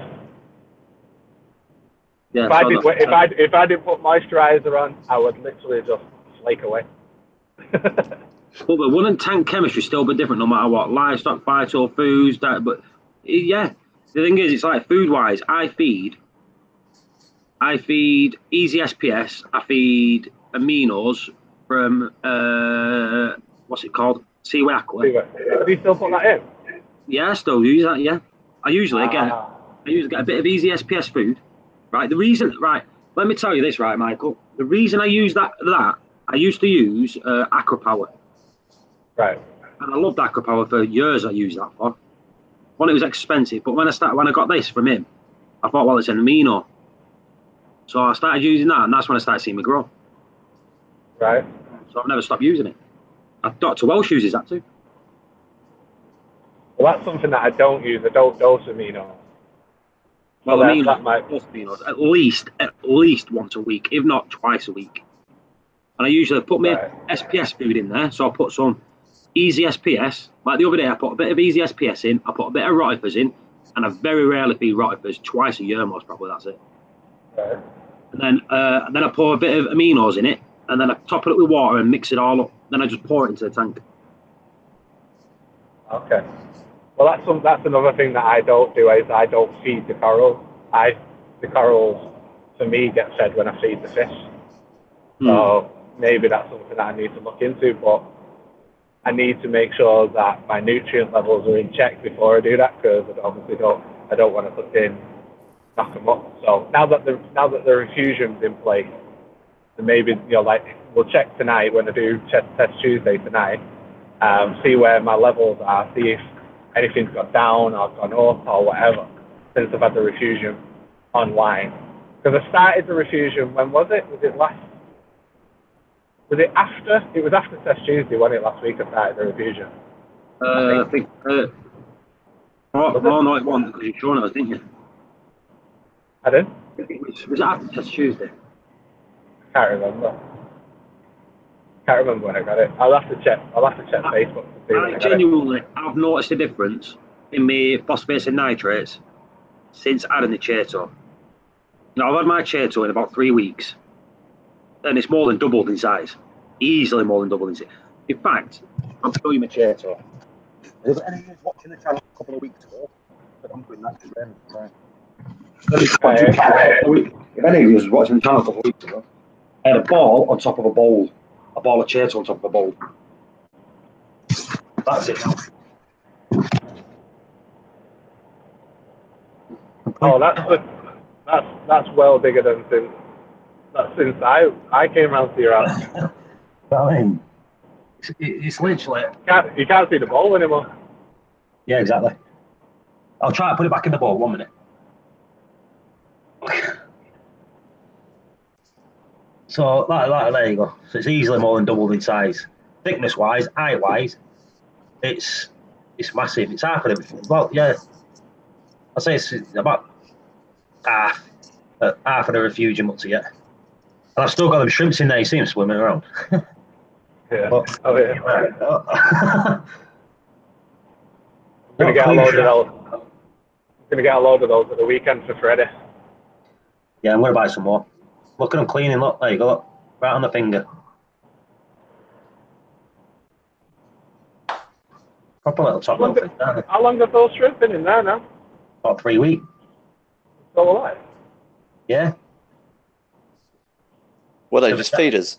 Yeah. Feeders, yeah, glass shrimp, feeder shrimp. They've adapted. Freshwater. Freshwater. Yeah, look. They love feeding on my hand. Look. A little pet. Can't get rid of them now.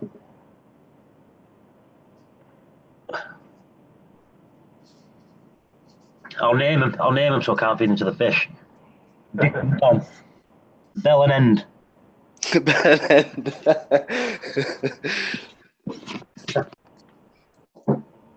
Get a third, you got Doris as well. Paul, have you ever tried ATS? ATS. And the portable algae turf scrubbers, you know, the white ones? No. No. Never tried. I've always toyed with the idea of trying an algae turf scrubber, but I've always had a refugium, so I've never seen the need for it. No, I've never tried one. I think CJ runs one. I think he was mentioning about me trying one. Can't hear you, mate. TJ was mentioning about me trying one a few weeks back. But I've got a refugium now, so I'm happy with that. And I've not got no filter socks anymore, which has made me even happier. Took them completely off. What are you doing? Are you just running straight into the refugium? No pre-filter? Straight into the refugium. And I tell you what, them little shrimps that are in there munch on all the crap, Michael. So the pop just having a refugium. They're there just eating away. So I might do that. I might even get more shrimps, different types of shrimps, and just stick them in the sump. Just eat all the crap that belongs in the sump. Yeah. I think that'd be a good thing. I want that as a little critter thing, like a little critter tank. Like the refugium? Yeah, stick little critters in there. I want to stick some snails in there. I've got one snail in there at the minute. In fact, let me show you this, right? I've got the nano tank that I set up upstairs. Right, so I set this nano tank up upstairs and I set it up in January. I've never done a water change on it, ever. Right, I've just topped it up. That's all I've done. It's got zoas in there on the sandbed, which I put azoa in. I think there's 6 or 7 there now. I put one snail to do the sandbed, one snail to clean the rock, and it's got one fish. So the fish feeds the snail in the sandbed. The shit goes on, and it puts algae on the rocks, and the snail eats it off the rocks. So I've got like a little system where there's one of each thing in there. Your own little ecosystem. I've got a proper little ecosystem. Now let me get these photographs up and look how crystal clear this tank is. And I clean the glass once a month, right? And the only algae I've got is on the snail that eats the algae, right? So this is the snail. This is a snail full of algae, but the rocks are absolutely crystal clear. Crystal white. Let me get the tank up. Look at that. Absolutely crystal clear. The sandbed's clean. And the only algae I got is on the snail that eats the algae. So I could do with another snail. You need another snail to eat the algae off the back of that snail. But then you need another snail to eat the algae now, because then the other snail might eat. They might take turns cleaning each other's shells. The reason I don't want to put another snail in there, because if you look at the rocks, there's not a single bit of algae on the rocks. That snail does its job. It goes around cleaning the algae off all the rocks. That's all we need. It's just a little thing. It's crystal. Like I say, it's crystal clear. Why is it a turbo? That's zoomed in. Look at the rocks in the nano. Absolutely crystal. That's since January, so 6 month old, and it's got nothing wrong with it whatsoever. It's crystal. Beautiful. One of each. So nothing's out competing anyone else. So everyone's got their own little stuff. So the sand sifting snail's eating all the shit that the fish shits out. You know what I mean? It's working like that. Brilliant, brilliant little thing. Do I have a link? I need a buddy to clean him. That's what I'm saying. What I might do, because I've got them snails in my main tank anyway, so I might take that snail out, put it back in this tank, and take a snail out of there and put it back in that tank, so it gets cleaned up. Right, one sec, Dev. I'm getting the link for you. I need to find it though. If it works. Right, got it.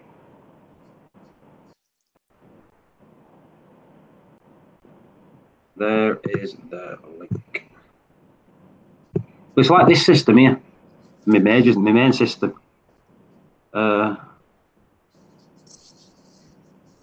It's like the snail is saying, this is what will happen if you tank if you don't take care of it.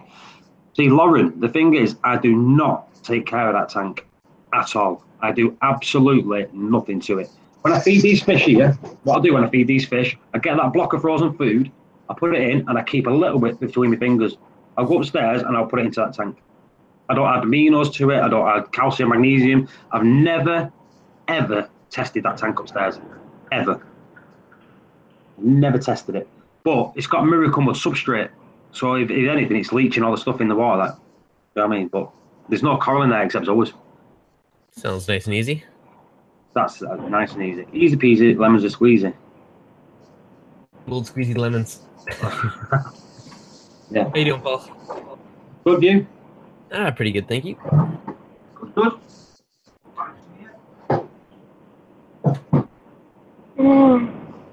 Yeah, but that upstairs, I'm going to let it run and run and run. Test it today, Paul. Do you know what, right? I really don't want to test it. I don't want to test it. Probably scare yourself. Don't jinx it. Yeah. Do you know what? It's most probably horrendous in there. Like I said, the water's crystal clear. I can't put the water. Yep, the water's crystal clear. The corals are growing. Well, the zoas are growing. There's no algae in there. So for me, it's good. I'm not going to play with it. I'm not going to touch it. I think there's only a damsel in there, isn't it? Just one damsel. And that damsel got saved from someone's refugium. It was in someone's refugium. So I said, give it here. I'll stick it in this little nano. My missus wasn't happy. My daughter wasn't happy because they think it's all alone on its own. You know what I mean? They love being on their own, them things. They need to be on their own. Right. No, even in the wild, they take territories. They like being on their own. Well, that is well beyond low maintenance. Yep, it's as low maintenance as you can get. Ed, I need to test today. I'm scared too. Well, wait till around, 8 o'clock UK time? Test Tuesday. Dev, test Tuesday. You're going to do it in order? What order you do? I usually do. I usually do KH first. What time? When is it? 8 Whatever o'clock? Yeah, 8 o'clock UK time. So that's like 12. That's 12 o'clock for you. Okay, thank you. All right. I appreciate the motivation to test my tanks. Well, you know me. I'm never on time. So 8 o'clock-ish. I'm not going to lie. The last time I tested was on your last test Tuesday, so your motivation is actually working. And to know, to be honest, I was exactly the same. Every single time that it came to me testing, I was like, yeah, right, I'm going to test my tank. And then it's like, oh, but I want to watch this program. Oh, no, the kids want my attention. Oh, I want to play with a dog. Or I just want to stand there looking at the fish tank. I don't want to test it. And then it never gets tested. But this Test Tuesday is like, I get excited actually to actually test the tank, weirdly enough. It's like, woo, you can sit down with everybody else and test the tank. It stimulates you to, yeah, it does. I like it. Mm. And it's really been great for me because it's given me a good understanding of what my tank's doing. Yeah. You know, I was running at 6.7 alkalinity. You know what I mean? Imagine I would have tested my tank and saw 6.7 and I've not tested for months. I'd be like, what's going on? But I know that it's balanced there. So, you know, and that's just because I test every Tuesday. So. Exactly. I used to do it on the weekends, but now that it's sunny out, I was digging trenches and doing sprinklers and didn't happen, of course. So Yeah, you don't do it, do you? On a day that you want to do something, you don't want to water down. Well, I've got a question which is a bit off topic, because this is the only chance I get to talk to you. On your recent video, when you were doing your coffee montage, yeah. What lens did you use? I think it was my 18-105. 18-105. At 18, I take it. Also. Yeah, usually. Well, it was zoomed in at some spots. Like when I'm grabbing the cup of coffee and stuff, like that was a little bit further away zoomed in just to get more of the blur in the background. Right. I bought a used 50mm lens for $150 last week. I don't know if I bought it that before or after I filmed that though. So yeah, because it's just like I was just looking at the way, like the clarity of the images and stuff like that. I was like, no, let's do. I can't remember. Yeah, I don't know. Sorry. I was just saying it was good clarity, like the consistency between the colours and also the bokeh in the back. Like, I think it was a good balance. It was a good balance. I liked it. I liked the way it looked. It looked very professional. Thank you. I've been experimenting a lot lately. The new lens I bought has like super low aperture, so it's good for blurring the background, but the autofocus on it sucks. It's super slow compared to my other lens, so I don't know. Trade off. It's cheap though. It's $150 I bought the lens for. I don't use autofocus often because the GHL is not the best for autofocus. So I normally just pick a point, focus on it, do what I need to do, then move, and then focus again. You know what I mean? Yep. Yeah, I used to do that with my Nikon. See, my 18-105, I'll trust the autofocus because it's fast, but the 50mm I wouldn't. So it kind of depends on the lens. Those are my only two options, but. Thank you. Sorry, guys. I know we were talking reef, but can we get back to reefing now? I needed to ask. It was technically reefing because it was on Reef's channel, so. Yeah. No. It was both filming. Okay. So I'm severely debating how to set up my new sump system to make it super fancy and snazzy and cool. This sump is dragging on, so. Seriously, I had the tank planned out, but it's literally deciding on the stand and the sump that's holding this up. You've been designing this sump now for the past 6 months. But no, I'm actually getting on it. Yeah, you're doing it now. There's he joined some of my live streams. Kyle, I think is from Adaptive Reef. Like he's done some really cool stuff. So I'm gonna do some brainstorming with him tomorrow on the stream to see what he can come up with. Right. But he has a super slick system. To be honest, with a sump, I would just tailor it to exactly what you want. Like you've just seen my new adaptation of my sump, haven't you, with the larger refugium, and that is exactly what I need from it. Just a big refugium, a place to put my skimmer, a place to put my biomedia, and a return. That's it. Boom. That's all I need. I don't. Like this is Kyle's. Like his looks friggin' wicked. I don't know if you can see the screen right now, but it's like a show friggin' sump. It's all like cut out and like. The sump itself though is like. The sump itself is just a sump, isn't it? But the cabinet is amazing. You know what I mean? Yeah, that's what I mean. So I want something amazing for my next one. Yeah. Well, you run Apex and all that lot as well, don't you? Get yourself a nice. Do you know those big daft iPads? What they call the really big iPads. Oh, those are expensive though. But yeah, it would look cool. Is that not what that black thing is on the side of his? No, I think he has like a legit computer screen in there. It runs there like you go. Get one of them. That looks cool. A computer screen on the fish tank. That's next level. That, isn't it? Maybe I'll throw like an old iPad or something under there. I don't know, but he just doesn't. I don't know. I honestly spent like half the weekend going through this guy's freaking work. So, anyways, he's gonna help me brainstorm some cool ideas. So I'll see what he comes up with. But I want something really cool. Gotta be good. I don't know what. If anyone has any cool ideas, let me know. I just want mine as simple as possible. I'm exactly the same. I wanted a refugium, somewhere for my skimmer and reactor, and a return. That's all I needed. That's all I had. Same as me. I just like. I had my sumps in the past with baffle upon baffle upon baffle, chamber upon chamber upon chamber, reactor chambers, return chambers, refugiums, blah blah blah blah blah, extra refugiums, double sumps, blah, blah, blah, all of that lot. And in the end, all I've gone down to is one large section for a refugium, a section for my skimmer and my biohome, and a return. That's all I needed in the end. That's kind of what I'm going to do. Ish, maybe. I can't decide. I really like this. I did really like this design, but my only dilemma with it running that channel, I think it's super efficient and a great use of space. But when I flip the tank, then that side thing, I'm going to be looking at, this side of it, not the other side. Yeah. When I go to access stuff, and it'll be weird having that channel and not be able to see all the other chambers. That's honestly my biggest dilemma. It's got to be accessible as well, isn't it? It's got to be useful and accessible at the same time. Mm-hmm. So it is getting that perfect sump depends on your own system. That's the great thing about sumps, I feel, is they're so customizable.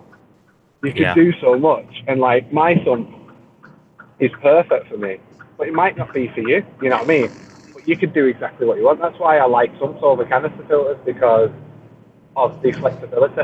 You know what I mean? Yeah. Canister filters are, well, they do exactly what they say on the tins. You know what I mean? The filters. Is that an algae scrubber in there? Yeah. Yeah, I'm thinking about throwing an algae scrubber in. What? Blasphemy.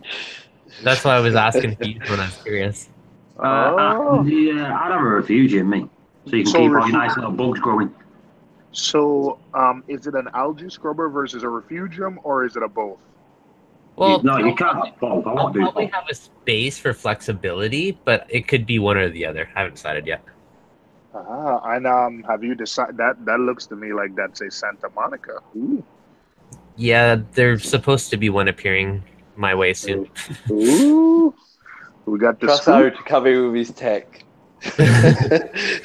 So I was gonna buy that H380, but I'm like, well, if I'm getting this turf scrubber, I mean, that's the only, I guess, kind of filtration I haven't tried for algae. I've done reactors and Chaeto and all kinds of other stuff.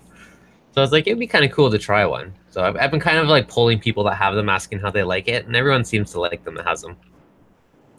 Yeah, I am assuming you've talked to CJ. I think the thing with CJ is, I think the only thing I've seen with CJ's is, I think when his gets full and he doesn't empty it, it looks like some of the stuff gets sloughed off and like ends up as like a, what does he call it? Like a chia pet, that little thing for his return pump. So that's the only kind of negative I've seen with CJ. So I'll just ask him some questions about that and see if there's anything he would change design wise to try to catch excess algae. Because I think CJ's, when it's working, it works so well that if he doesn't empty it for a week or a week and a half, like Chaeto, the algae falls off and goes over into maybe clogs up the skimmer or goes over into the return pump section. So maybe if you're going to do that, maybe add another baffle to maybe catch stuff. Yeah. I was talking to I think it's Chris, the guy from Clearwater Scrubbers. I'm gonna have him on a future live stream, but he's like really pushing, like, once you have a scrubber, you don't need a skimmer or any of this stuff. I'm like, I don't know if I'll give up my skimmer, but yeah, I don't either, because I think I wouldn't give him my skimmer. I needed to pull air, but also even when CJ was doing like the Kalkwasser thing to kill Aptasia or kill the Mahanos, for some reason it totally decimated his scrubber thing. So it's at least good he had a skimmer there. While the algae scrubber took time to kind of revitalize, at least I think it's good he at least had a skimmer. So I'm not giving up my skimmer. I'd be willing to run it for less time per day if I didn't have pH issues, but I'm not giving up my skimmer for anybody. Yeah, plus it doubles as an ozone reactor and a suck-in outside air reactor and everything else. So, yep. So I've decided on dual return pumps. That's happening. Yeah, so basically just figuring out the sump and dual. What's the dual return pump for? Just redundancy. And overkillness. Yeah. I can run them at half speed. I could alternate them so it pushes one side of the tank than the other. I don't know. I can do some cool stuff. I know, return pump failure is not something big, but last year when I went on vacation, I had my return pump fail, and you know, my tank, it took a while for my tank to recover. So if I had the space, then I mean, I don't think I would run two identical pumps, maybe a cheap one and a more reliable one. But I think if I had the space and the budget for it, I would have probably do two return pump for redundancy, because it seems like every year when I go away on vacation, that's when stuff happens. Either it happens the morning before, where you know what happened last year? My return pump failed. I was going on a flight. I was going to the beach. I was leaving for a week. Monday at 12 p.m. Yeah. and Monday at 5 a.m. my return pump failed. Oh So no. at 6 a.m. I was in Home Depot buying plumbing parts to put a new pump on, and 10 o'clock I was gluing. 10 o'clock I was leak testing my new plumbing installation. So if I had another return pump, that would I would be less worried about something like that. So I don't know. Yeah. I think it's a good idea. It's more So how would complex. Sorry. Go ahead, Michael. I was just saying, how would the dual return pump work? Would you have one running constantly, sort of like connected to the apex, and then, say for example, if it stops drawing power for whatever reason, the apex will go, oh, this pump stopped drawing power, I'll switch over to the other one. I think I'd run them both all the time. Like, instead of running one at 50%, run two at 25 to 30%. How are you gonna get the power heads to stay in that top bit there? Do you know the power heads in the main display? Yeah, that's what I do now. Right. That's how my tank is right now. Would it not defeat the object? One at a time. Michael, stop interrupting, cheeky bugger. Right. Sorry. Yeah, it's because everything's on a bit of a delay. All right, then power heads there. Sorry. Yeah. Yeah. Right. So behind them, obviously, because that's the wet side, yeah. Nope. See, I do a channel like that, like an overflow box. Right. So that's dry down there. Yeah, got it. So I'm gonna make this bigger so it skims more of the surface. I just got to figure out exactly how much space I need to leave for each pump. Because it was a bit tight on this tank, I had to like chisel out part of the little edge to make it fit. But is that MP40s or MP60s? MP40s. I should questionably have MP60s with how thick the glass is going to be, but yeah, how thick's the glass? 12 mil, 10 mil. No, well, my current tank is 15, and then the guy says he's only stocking 19 right now, so it's gonna be 19 mil. So that's like literally the highest edge of what they rate them for. Yeah, and the thing with those pumps is, man, they tend to fall off, and when they fall off, you're gonna have to dig your hand in there to get that. Actually, do you know what I did to combat that? Because right now on my tank, because same thing, I got the 50 mil plus 1/4 inch acrylic on it, so I'm actually pretty close to this right now. I put a little bead of hot glue around the dry side, and that was enough to do it. Because the inside's light, right? It's the outside that's heavy. And that was enough to hold the dry side in place, and then it can still spin it fine, right? And you're not necessarily worrying about to hold itself up as much. Okay, all right. That was my workaround. Right. Normally people hang it by the cord, but I'm like stretching it, like the cord's just long enough. So I put the cord downwards and just that little bead of hot glue around it, and that's did the trick for me. All right. I know Michael had a question. What was that, Michael? It's just on the return pump thing. Would it not defeat the object running them both at the same time, at the same power? Because for me, based on, them both running for the same amount of time on the same amount of power, that could potentially mean that they could potentially both fail at the same time because they're both running in the same way for the same amount of time.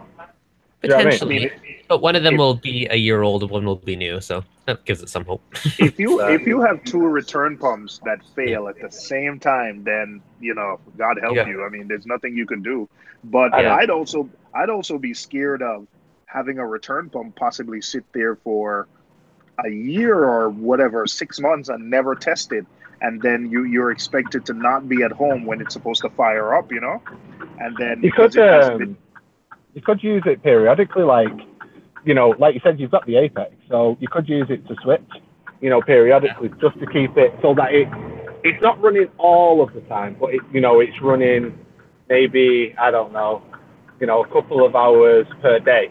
And so say for example, you're running one at 50% power, but then for a couple of hours of the day, it drops down to 25% power, and then the other one kicks in at 25%, and then it gives that one a run out, so to speak. And then after an hour. Yeah, I was actually debating something similar. Like, just because how the flow is, I think it'd be kind of fun to alternate where, you know, one's higher and one's lower, and then, you know, swap it a part of the day just to like mix up the flow patterns in the tank. Exactly. It'll give you a bit of a surge as well, won't it? A surge in places that you're not really getting surges. Like, say, for example, if you was to, you're not going to be able to because of the way that the tank is, but, you know, if you was to run a return from, say, the left side of the tank, and you also had a return at the right side of the tank, which each of the different pumps was independent of. So then, you know, when you was returning water, the majority of the time it'd be coming from, you know, your power head side. But then, you know, periodically through the day, the other pump kicks on and fires it from the other side. You know what I mean? So obviously the design of your tank with it being rimless, braceless, and peninsular, pretty difficult to do that. But, you know, you could even do something like a closed loop type thing or something like that, you know, where it's in the floor of your tank.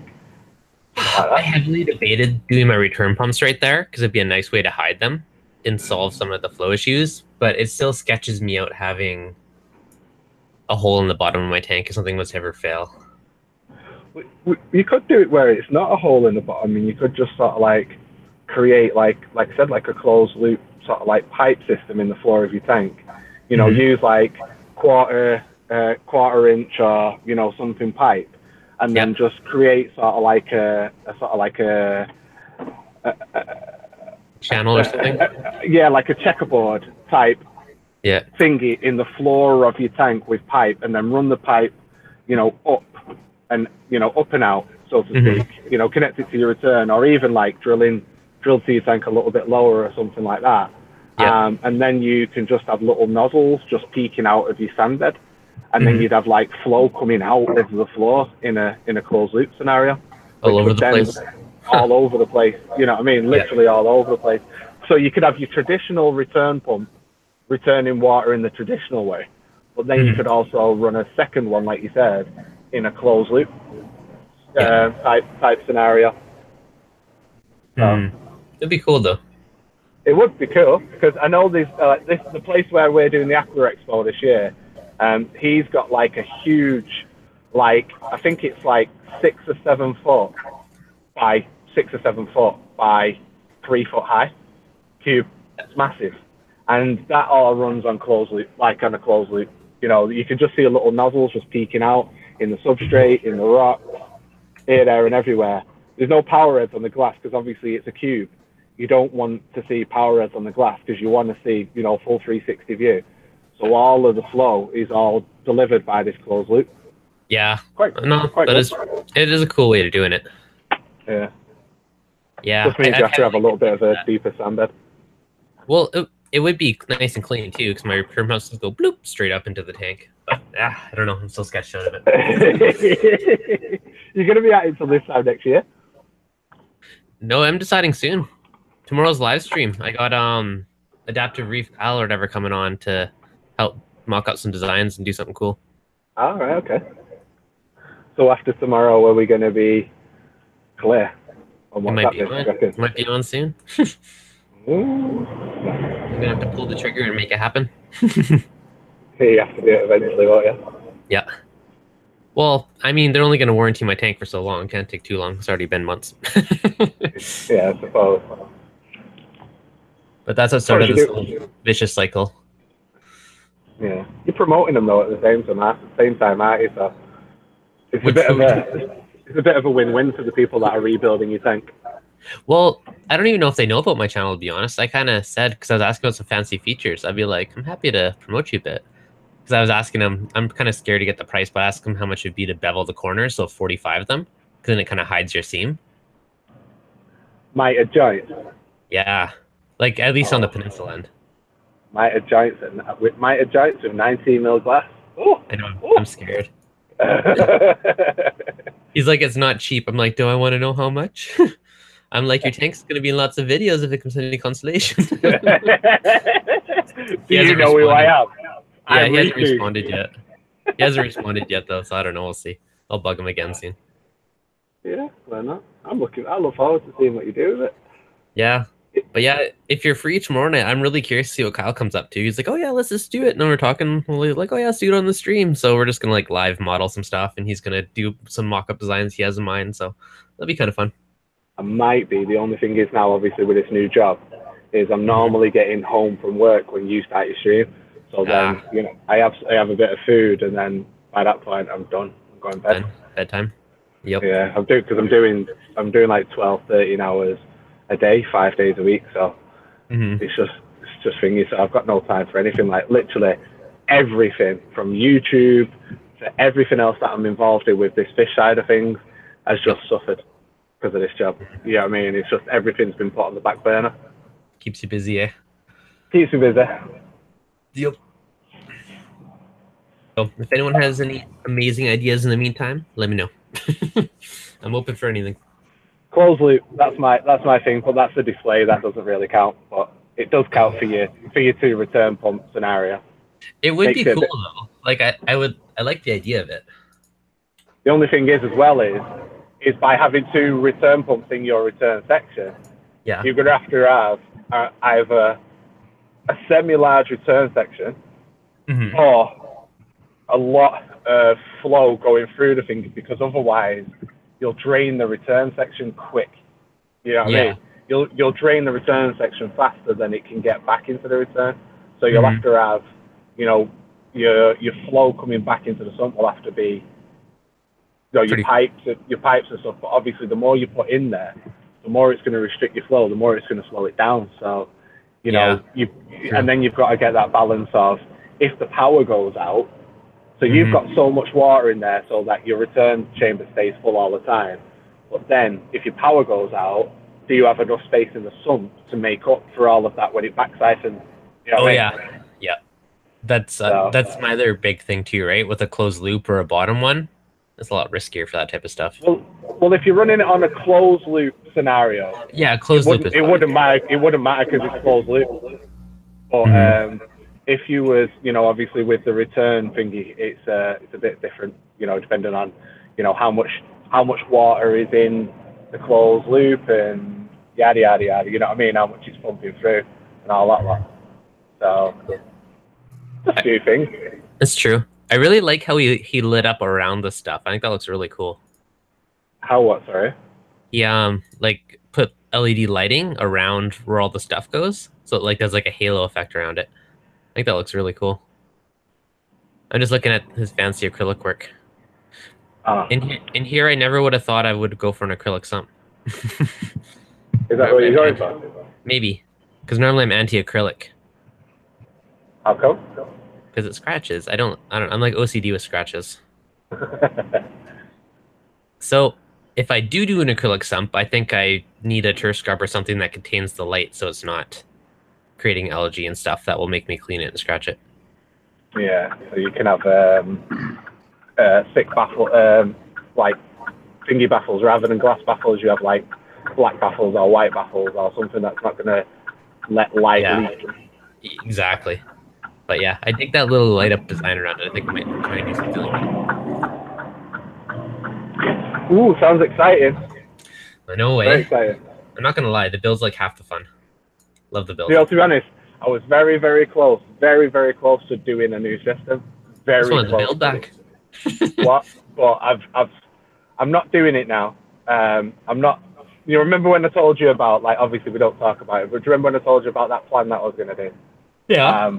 With the big tank and the other tanks and stuff. I'm not doing it now. For now, it's put on the back burner for now. Doesn't mean it's not going to happen, but I'm going to ride it out a little bit longer. I'm going to let the big tank have its day for a little bit longer before I mess about, because it looks really, really good at the moment. And I'm sort of like, I'm a bit begrudged to mess with it because the tank looks good, stuff's growing, it looks like an actual reef tank for once. And it's like, do I really want to rip that apart just so that I can mess about again? You know what I mean? Yeah, it's probably best to leave it. Like, I'm almost a bit afraid when I move it all over, I'll probably annoy it all and kill half my corals, but it works. I think you will have casualties. Probably, hopefully not. If not, you'll definitely have frags. It's going to be so much work to move this from one tank to another, especially if I put it in the same spot. Ugh. Yeah, oh god, don't envy you. And I'm glad I'm not in your area, so you don't have to say, Mike, are you coming out? I'll be like, I don't want to, but yeah, okay. This is why I'm doing a mini upgrade, because it seems like a lot of work for not much if I did the exact same size tank. Yeah, you've got to get something out of it, haven't you? Yeah. So here my free tank is costing me money because I'm gonna make it fancier. Damn it. Oh my god. Right. Well, I'll shut up for a minute because obviously I'm talking too much as always, and I'll let somebody else talk. Oh. I was falling asleep. Oh, what do you got for some crazy cool ideas? Say that again? What do you got for some crazy cool ideas? For the sump? And stand, yeah. Like, I got the tank worked out. It's just the bottom. And now, my one... I'll tell you what you've got built into your sump. Your pro bowlers. Oh, yeah. Well, yeah, if I do an acrylic one, I'll get it built in. Otherwise, I just got my little magnetic one I'm using on the glass one. I was going to say, do you know when you're dosing? Yeah. Because you dose, don't you? Are you going to change from what you're using now? The Red Sea stuff, aren't you? I'm using the Red Sea on the Nano, and I'm using my bulk chemicals on the Big Reef. What are you going to be using on the Big Reef? Are you going to stick with what you're doing, or are you going to change to Triton or something like that? Nah, I'll stick with what I'm doing. I debated going back to a calcium reactor. I don't know. That was my other debation. Do I go to calcium reactor again, or do I just stick with 2-part? Yeah. So what I'm thinking, if you're going to do it in the sump, obviously you've got it under doser. Whereabouts would you put your dosing pipes? Your dosing pipes. Which section would you put them in?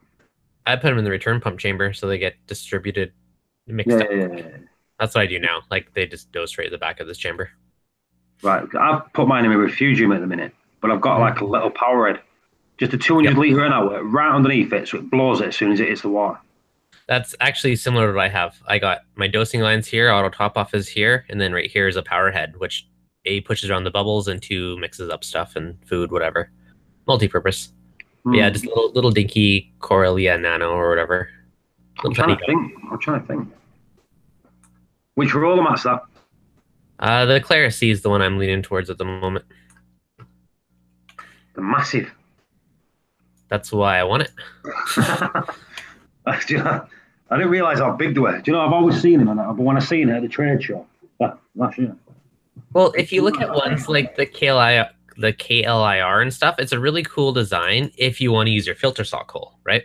Yeah. Since I'm building a new sump, I figured the bigger the better, because then I'll have to change it less and it'll last longer. See, do you know the reason I don't like them? And one of the only reasons I don't like them. You get the clean and then you get your dirty, and it winds up and it winds down, so your cleans are going and your dirty wraps up. How long is that going to be wrapped up, fermenting in there before? I've asked multiple people that have them, and they say there isn't really a smell. Like Jeff Daily Reefing, like he has 2 of them, and he says he doesn't really notice anything. And I asked another guy, I've asked like 3 people now, and all of them say it's like you don't even really notice anything from it, which surprised me because that was my first worry: is it going to stink? Well, this is what I'm saying: is if you fed something in your tank or something, just say mysis or something, mysis gets trapped in there, and it's going to be like rotting away in there. How long does it take for the roll to run out? Approximately. Obviously, there's no set thing because it changes when the water level rises, so it turns. You know what I mean? But approximately, how long does a roll last? That you ask. It all depends how dirty it is. I'm gonna guess probably the first one a month, and the second one maybe a couple months. Right. Like once it gets all the crap out of the water, it's gonna last a lot longer, right? That's kind of my guess. So what's the value of how much are the rolls? The replacement rolls? I don't know yet. I'm gonna assume around $15-20, but I don't know yet. Because they're not even for sale in Canada yet. I just know they're coming. They're in the UK right now. Right. But I just like this one because it's skinny, so it doesn't take a lot of space into the sump, but it's wide. I just like the dimensions of it. Yes. It's fairly compact. I've seen it running. Do you know what I mean? Yeah. But it's the ball valve at the top, in it. Is it the floor valve? So it looks like it comes into the side right here and pushes in at the bottom. Then I'm assuming it just comes out the bottom is kind of my guess by looking at it. But I've looked at a bunch, and I don't know. This one just seems slim and compact, and I like that it's wide, so that there's tons of material, so I'm not changing the thing too often. There's a comment there. They sell lids for them to hide them, don't they? Some brands they do. Like, there's the original roller mat, but that thing's freaking huge. Yeah, I've seen that one and all. It's like twice the size of that one. Yeah, like, it's massive. TMC have done one over here. Yeah, like a knockoff version of it. Like, look how big that is. That's like half your freaking sum. That's too big. It's a beast. And then KLIR filter roller. This is another kind of cool one that I saw. Oh no, this is a different one. They have this one, which is kind of adjustable to different sizes. That one's not bad. And then they have their new one that fits inside of a filter sock holder that they had at Reef. But yeah, I don't know. This one just seemed the best overall size to filter thing for me. That's why I'm leaning towards it. But they're not even released yet, so I think they're coming to North America sometime in the next month or two. So that's my current plan. Do you know, the thing, like with that's going to take absolutely everything out of your tank, innit? Because that's how. What micron? Aren't they 100 micron, 50 micron? Got to be something like that. It's going to be a good chunk. So I'm going to put I'll have two drains, right? So I'll put the main drain through it. That's my full siphon. And my secondary drain, that's just kind of like the trickle one, just like a little bit going through it. I'll just let that go through the sump. So it won't get everything, but it'll get a lot. It's going to get probably 95% of it. The water will go through it. When I was running 50 micron filter socks, it was catching a hell of a lot. When I took them off, the polyps that I see them assist on the things, you don't realise that they actually want the crap going through. Particle size down to 20 microns. Yep. Oh, do you know what I mean? That water's going to be so clear. It'll be so clear, but I bet that roller mat don't last you a month.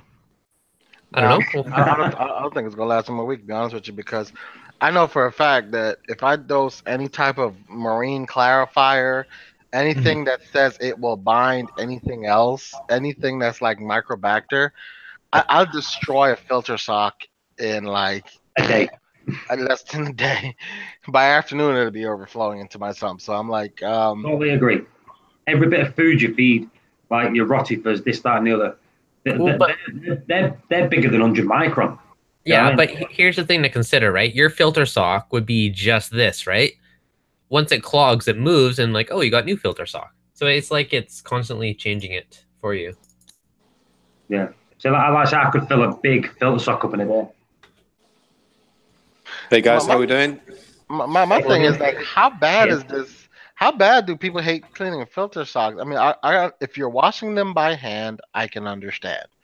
You know, cleaning filter socks by hand is no fun. If you're looking at the cost of a filter sock, then if you guys are familiar with the Wish app on your phone or even the Wish website, you could buy 4 or 5 filter socks for probably $6 delivered. You know, $6 plus $1 delivered filter socks. So I just bought like 20, and I just pop filter socks in when I need to, and I have a bucket filling up with filter socks, and then when it's all full, I bring it over to my wash machine, throw in a cup of Clorox, run it through a first cycle, throw in a little bit of Prime, run it through another cycle, and I'm ready to go again. I don't get it. It's like washing. It's like. You know, like here's the kicker. I have 2 of those 5-gallon bins in my carport. Here's the kicker, though, Tristan. Why do you need to use filter socks? Why don't I? No, why do you? Why are you buying filter socks? What are you using them for? Oh, I mean, I use filter socks whenever like I mix up my substrate. If I just want to polish my water, you know, I mix my substrate up fairly often. I scrape the sides of my tank. I kick up a whole bunch of particles in the water column. Sometimes I like blow off my. You don't use a skimmer like that. I do use a skimmer. Oh, so why are you using filter socks as well then? Well, to pick up the heavier stuff that I won't, you know, that probably will bypass the skimmer, probably go through over, come back into the tank somehow. So what's feeding all the macrofauna and stuff then? What's feeding it all? Yeah. If you're taking everything out, what's feeding all that stuff? Oh, I mean, I don't use a filter socks 24/7. Oh, right. Just use them for like an hour. Yeah, I use them when I do like deep cleaning and stuff. Oh, I use them 24/7, but I don't clean them enough, so it's kind of pointless. So that's what I'm getting at there, where that's a 20 micron roller, and that's going to be cleaning 24/7 all the time. Oh, who's going to be wasting the money on one of them? Me. Ah, Dev. Oh Okay. my God. I love you, Dev. I could sell you loads of shit, you know. Done. Okay. Dev, now look at this. It's new. It's flashy. It's shiny, and it moves, and it's got an app. Don't forget RGB. Add RGB to it. You can charge at least another $100 for RGB. Okay. I have ulterior motivations here. My tank is going to be at the top of the stairs, and it's going to be a pain to clean the glass. And I strongly think that the filter roller is going to do a huge dent in removing any of those nutrients that are going to make my glass dirty. Why do you just put more natural filtration in there? Why don't I do both? You got any feather dusters? Somebody ate the head off of it. I had a cocoa worm. But lots of cocoa worms, lots of macrofauna. Dev, I got a question for you, right? Like I'm blown away by this, right? Don't take this the wrong way, right? Yeah. As long as I've owned a freshwater tank, as long as I've owned a reef tank, cleaning the glass has been pretty much a daily thing. I like my glass clean, so I'll walk up to my tank, grab my little magnet scraper, swipe it back and forth 2 or 3 times, and I'm good to go. Which is fine right now, but when your tank is on the stairs floating up in the air and you can't reach the glass, then it becomes a pain in the butt to clean. Which is why I have all these side motivations of reducing the need to clean the glass. I'm just planning for the future. Like, how long have you gotten it between cleaning your glass? Is what I'm curious about. Like right now. Oh, I clean it every couple of days right now. And in those couple of days, it's fairly clean. Like, I don't know, 24 hours. I can look out the side of my glass and look in the front pane, and I can see like a film. Does that mean I have like too high nutrients or something? That's usually bacteria buildup. Yeah, it's either bacteria or it could be a good buildup of bacteria in your tank. A lot of people assume the dirty glass is a dirty system. It's not. It's just that you've got an healthy population of bacteria. Yeah, so I'm just trying to reduce that need, just because I know it's going to be a pain to clean it when it's floating above the edge of the stairway. That's pretty much my goal with a lot of this stuff. And my theory is that having the filter roller removing a lot of the stuff before it breaks down is going to go a long ways to reducing that. That's my theory. That's why I'm trying one. And I know I don't change the socks nearly as much as I should, and it's usually overflowing and clogged by the time I get around changing it. I want you to do it. I want you to do it because I really want to see it work. It work as well. You know, I'm just curious if I've heard this multiple times. Like, oh, I can go 4 days without cleaning my glass. I'm like, what are you talking about? I can't go 4 hours without cleaning my glass. Like, what are you people talking? Like, how dirty does your glass get before you actually clean it? For me, I clean my glass almost every day. I look at my tank every day. I walk up, I grab my thing, I swipe it back and forth. It comes off very easily. It's like, bam, it's gone. Yeah, water's clear. It's not hard to do. It's just the fact that it's going to be more difficult to do, right? And I'll probably have to one of the pole and do it. It's not just a quick done like I do now with the magnet cleaner. So that's my. This is why I'm going to these lengths to reduce that effort in the future. Power to you, man. Like, for real. Like, if it's gonna be that difficult to mess with it, then I think that they should come out with different microns for those filter sock things, because they had one on display at Reefapalooza, and I mean, it was in a clear tank, so there was like no waste in it. But I still saw that it moved. It had moved between the 2 days that I was there, and I was like, well, "What the hell was it filtering out? Like, it's just regular water. Did they throw some Skimmade or something in there when I wasn't looking to dirty it up?" Yeah, but it wasn't dark. It was just wet. I got some. Maybe they've taken it to a couple of shows and that we're using it like that, like using that same setup. So I figure that's what it was. So guys, I have a question for you, real quick. I'm in a tight bit of a bind right now. So my tank is gonna arrive on Friday. Sweet. My stand is built. I ordered some yoga mats to put at the bottom on top of the plywood that I put on top of it. So that's all gonna be here like tomorrow. What plywood did you use?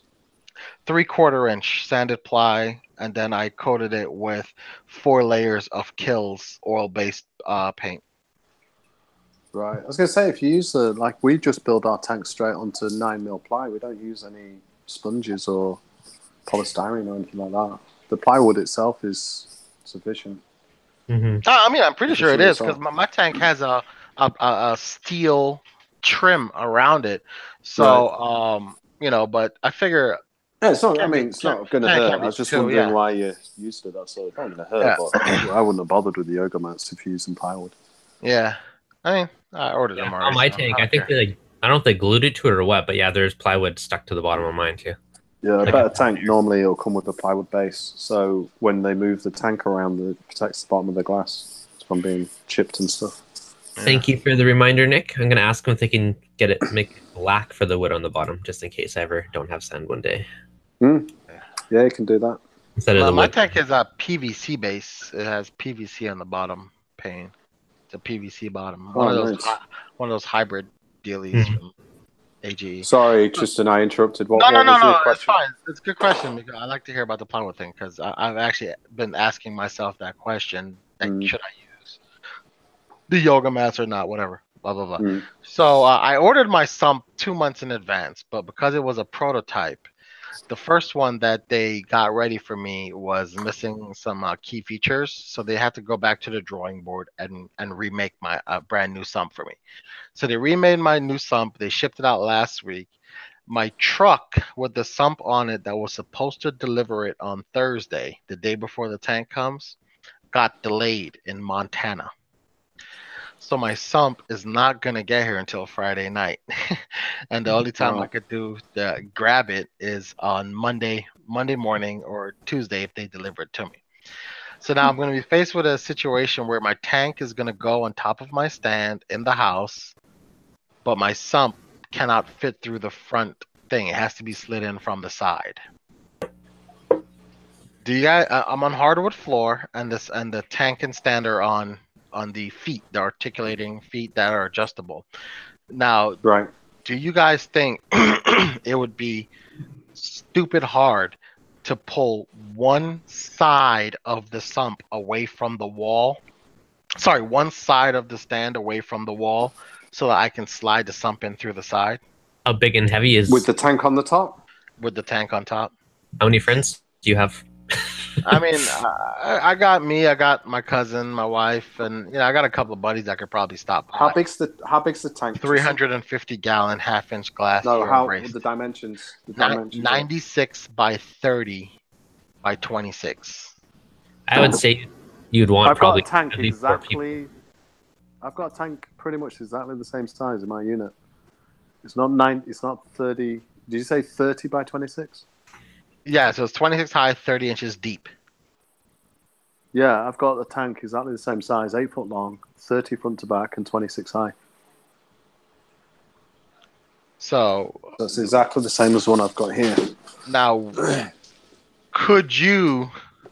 do you think that, I'll be able to, it's on hardwood, so I'm thinking maybe if I put furniture sliders on one end, on the ends that would need to pivot away from the wall. And then once I get the sump in, maybe use a car jack to jack it up and slide the furniture sliders out from underneath the feet. Right, well, I'm going to show you. That's probably the best way to do it. Okay, let me see if I can do this. Because of how strong I am. Can you see that? Yeah, I see the tank. Yeah. Watching? Yep. Is that acrylic? No, it's glass. Oh well, fuck it. I'm good then. Yeah, I'm like I got at least 200 pounds on you, and yeah, I can lift. So yeah, I think I'll be good. It's the same size, right? Yeah, and back, 26 yeah, high, yeah. 8 foot long. All right, yeah, then I'm good. I'm golden. Thing is now though, Tristan, if you can't, you're gonna look bad because I just did. Yeah, that would be horrible. Damn it, I'm gonna hit the gym. No. If you lifted that bad, that's half inch, right? Yeah. Oh yeah, sweet. Then we're good. Then I think we're good. Yeah, I think we're good. I think I'll be able to move that to the side, like pivot it away from the wall enough to slide Just the all sub. braced as well. Yeah, mine is Euro base as well, but mine has a one piece acrylic Euro brace. Well, this is all glass. Everything's Okay. glass. Yeah, So it's probably be heavier than yours. It's probably heavier than mine. Yeah, you're right. Yeah. Okay. So if I can do that, then you shouldn't have a problem. Let's have a look. That's about 300 pounds dry.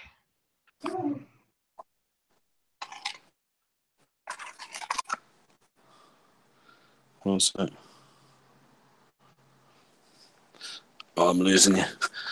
Near my internet. Say that again, Tristan. Yeah, it's about 300 pounds dry, 400 pounds maybe. Yeah, I'd say so. Let me just. I'll show you. You get some lift and slide. Yep, just lift and slide over. Yep. Yeah. Yeah. Damn. That's nice. So you shouldn't have any problems, I don't think. Yeah. Yeah, I don't think so. That's good. I'm looking at my stand and I'm picturing the tank, the size of the stand, and it's intimidating. But when the tank gets here, it's it's probably still going to be intimidating. But but I feel a lot better. But that's all you do all these bench tanks. That's pretty good exercise.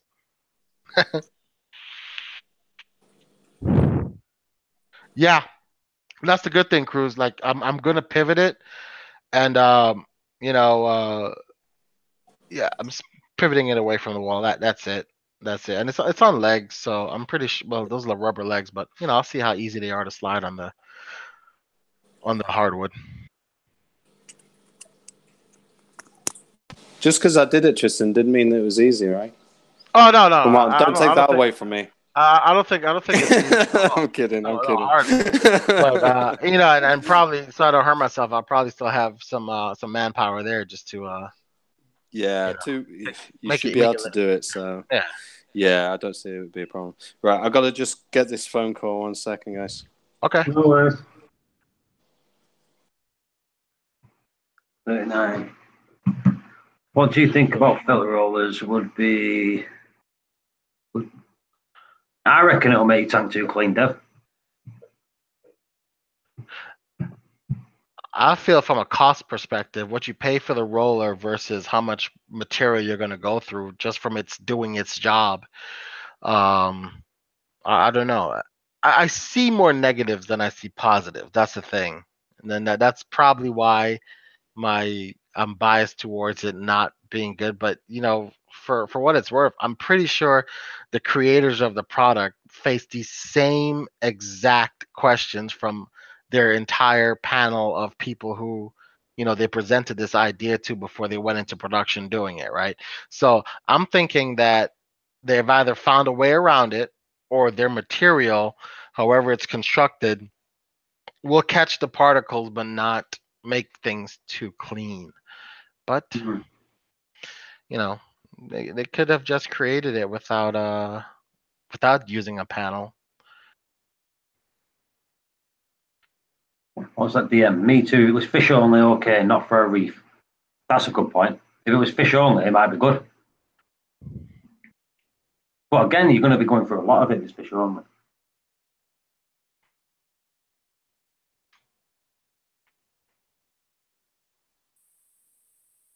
You know what I haven't seen? I haven't seen anybody do a reinstalling of the filter roll itself.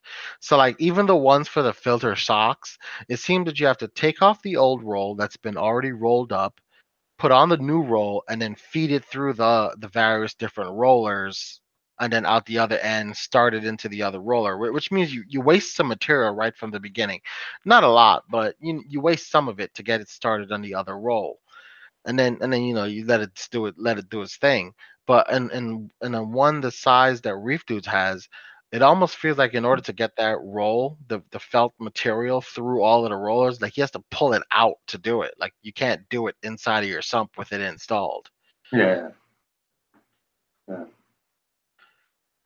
Right, Dev? Like you have to take out that the roller mat to feed in a new thingy.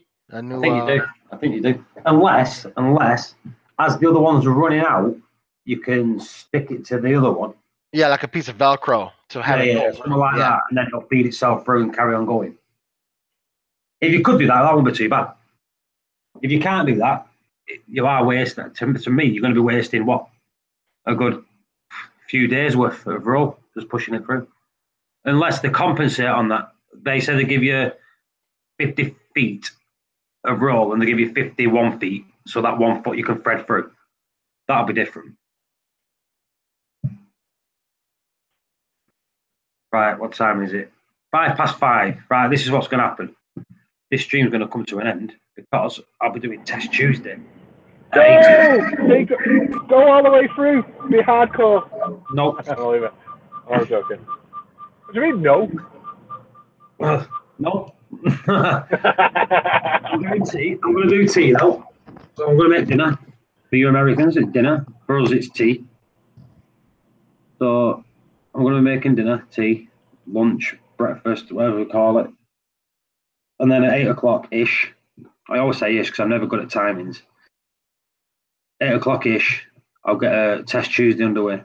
So everyone, Test Tuesday, remember, every Tuesday on Reef Community Worldwide, we test our systems. It's actually pretty good because the amount of people that actually test the systems on a Tuesday now is actually shocking, especially these people that says, oh, I've not tested my system in 12 months. Yet they've done it for the last 3 weeks on Test Tuesday. It's good. You know, I love it. It gives me that flipping stimulation to test myself, and you know, I'm one of those where I've always hated testing. It's like the worst part of the hobby, other than water changes. So like, I stopped doing water changes, and then I stopped doing testing. So it gives me that stimulation to test. Yeah. That is the. So, everyone, for now, it's been a pleasure. But I have got a daughter, so I better say hello to her because I don't think she realises she's still got a dad because of these live streams. Yeah. So everyone, 3 hours from now, say about 3 hours from now, I'll be back on with all my test kits ready to do Test Tuesday. And don't forget, all of you get your test kits ready, and let's do Test Tuesday together. And make sure you've got a magnesium test kit. Magnesium. No skimping out. Yeah, no skimping out. Everyone in the chat, thank you very much for joining in. Do me a favour, hit the thumbs up before you go. I like to support my channel. Thank you very much. And Tristan, are you coming back later doing Test Tuesday? Yeah, absolutely. Why not? I mean, there we go. Oh, look at that. Before we go, Cruz just threw a $25 super chat. Cruz, thank you very much. I'm not buying any Pulsing Xena, but thank you very much. I've got some you can have. He'll text me in a minute saying that's for Pulsing Xena. He has the lot. He's in the chat there. Look, Xena super chat. Cruz, again, like I said, very much appreciated, and I will see us all in 3 hours. Sounds good. 3 hours. Bye. Back here. Yeah. Bye, Paul. See you later, Dean. Sweet cheeks. See you later, gorgeous. You take it. All right, darling. You mind them roads? Catch you later, governor. All right, Treacle. I ain't got any more. What is this? Quietly just popped out of the chat just before we go. Hello, love.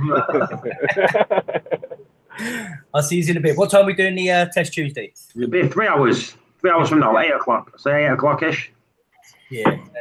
8 o'clock. I might even be finished work by then as well, so sweet. Might be able to get involved straight from the off. Timer.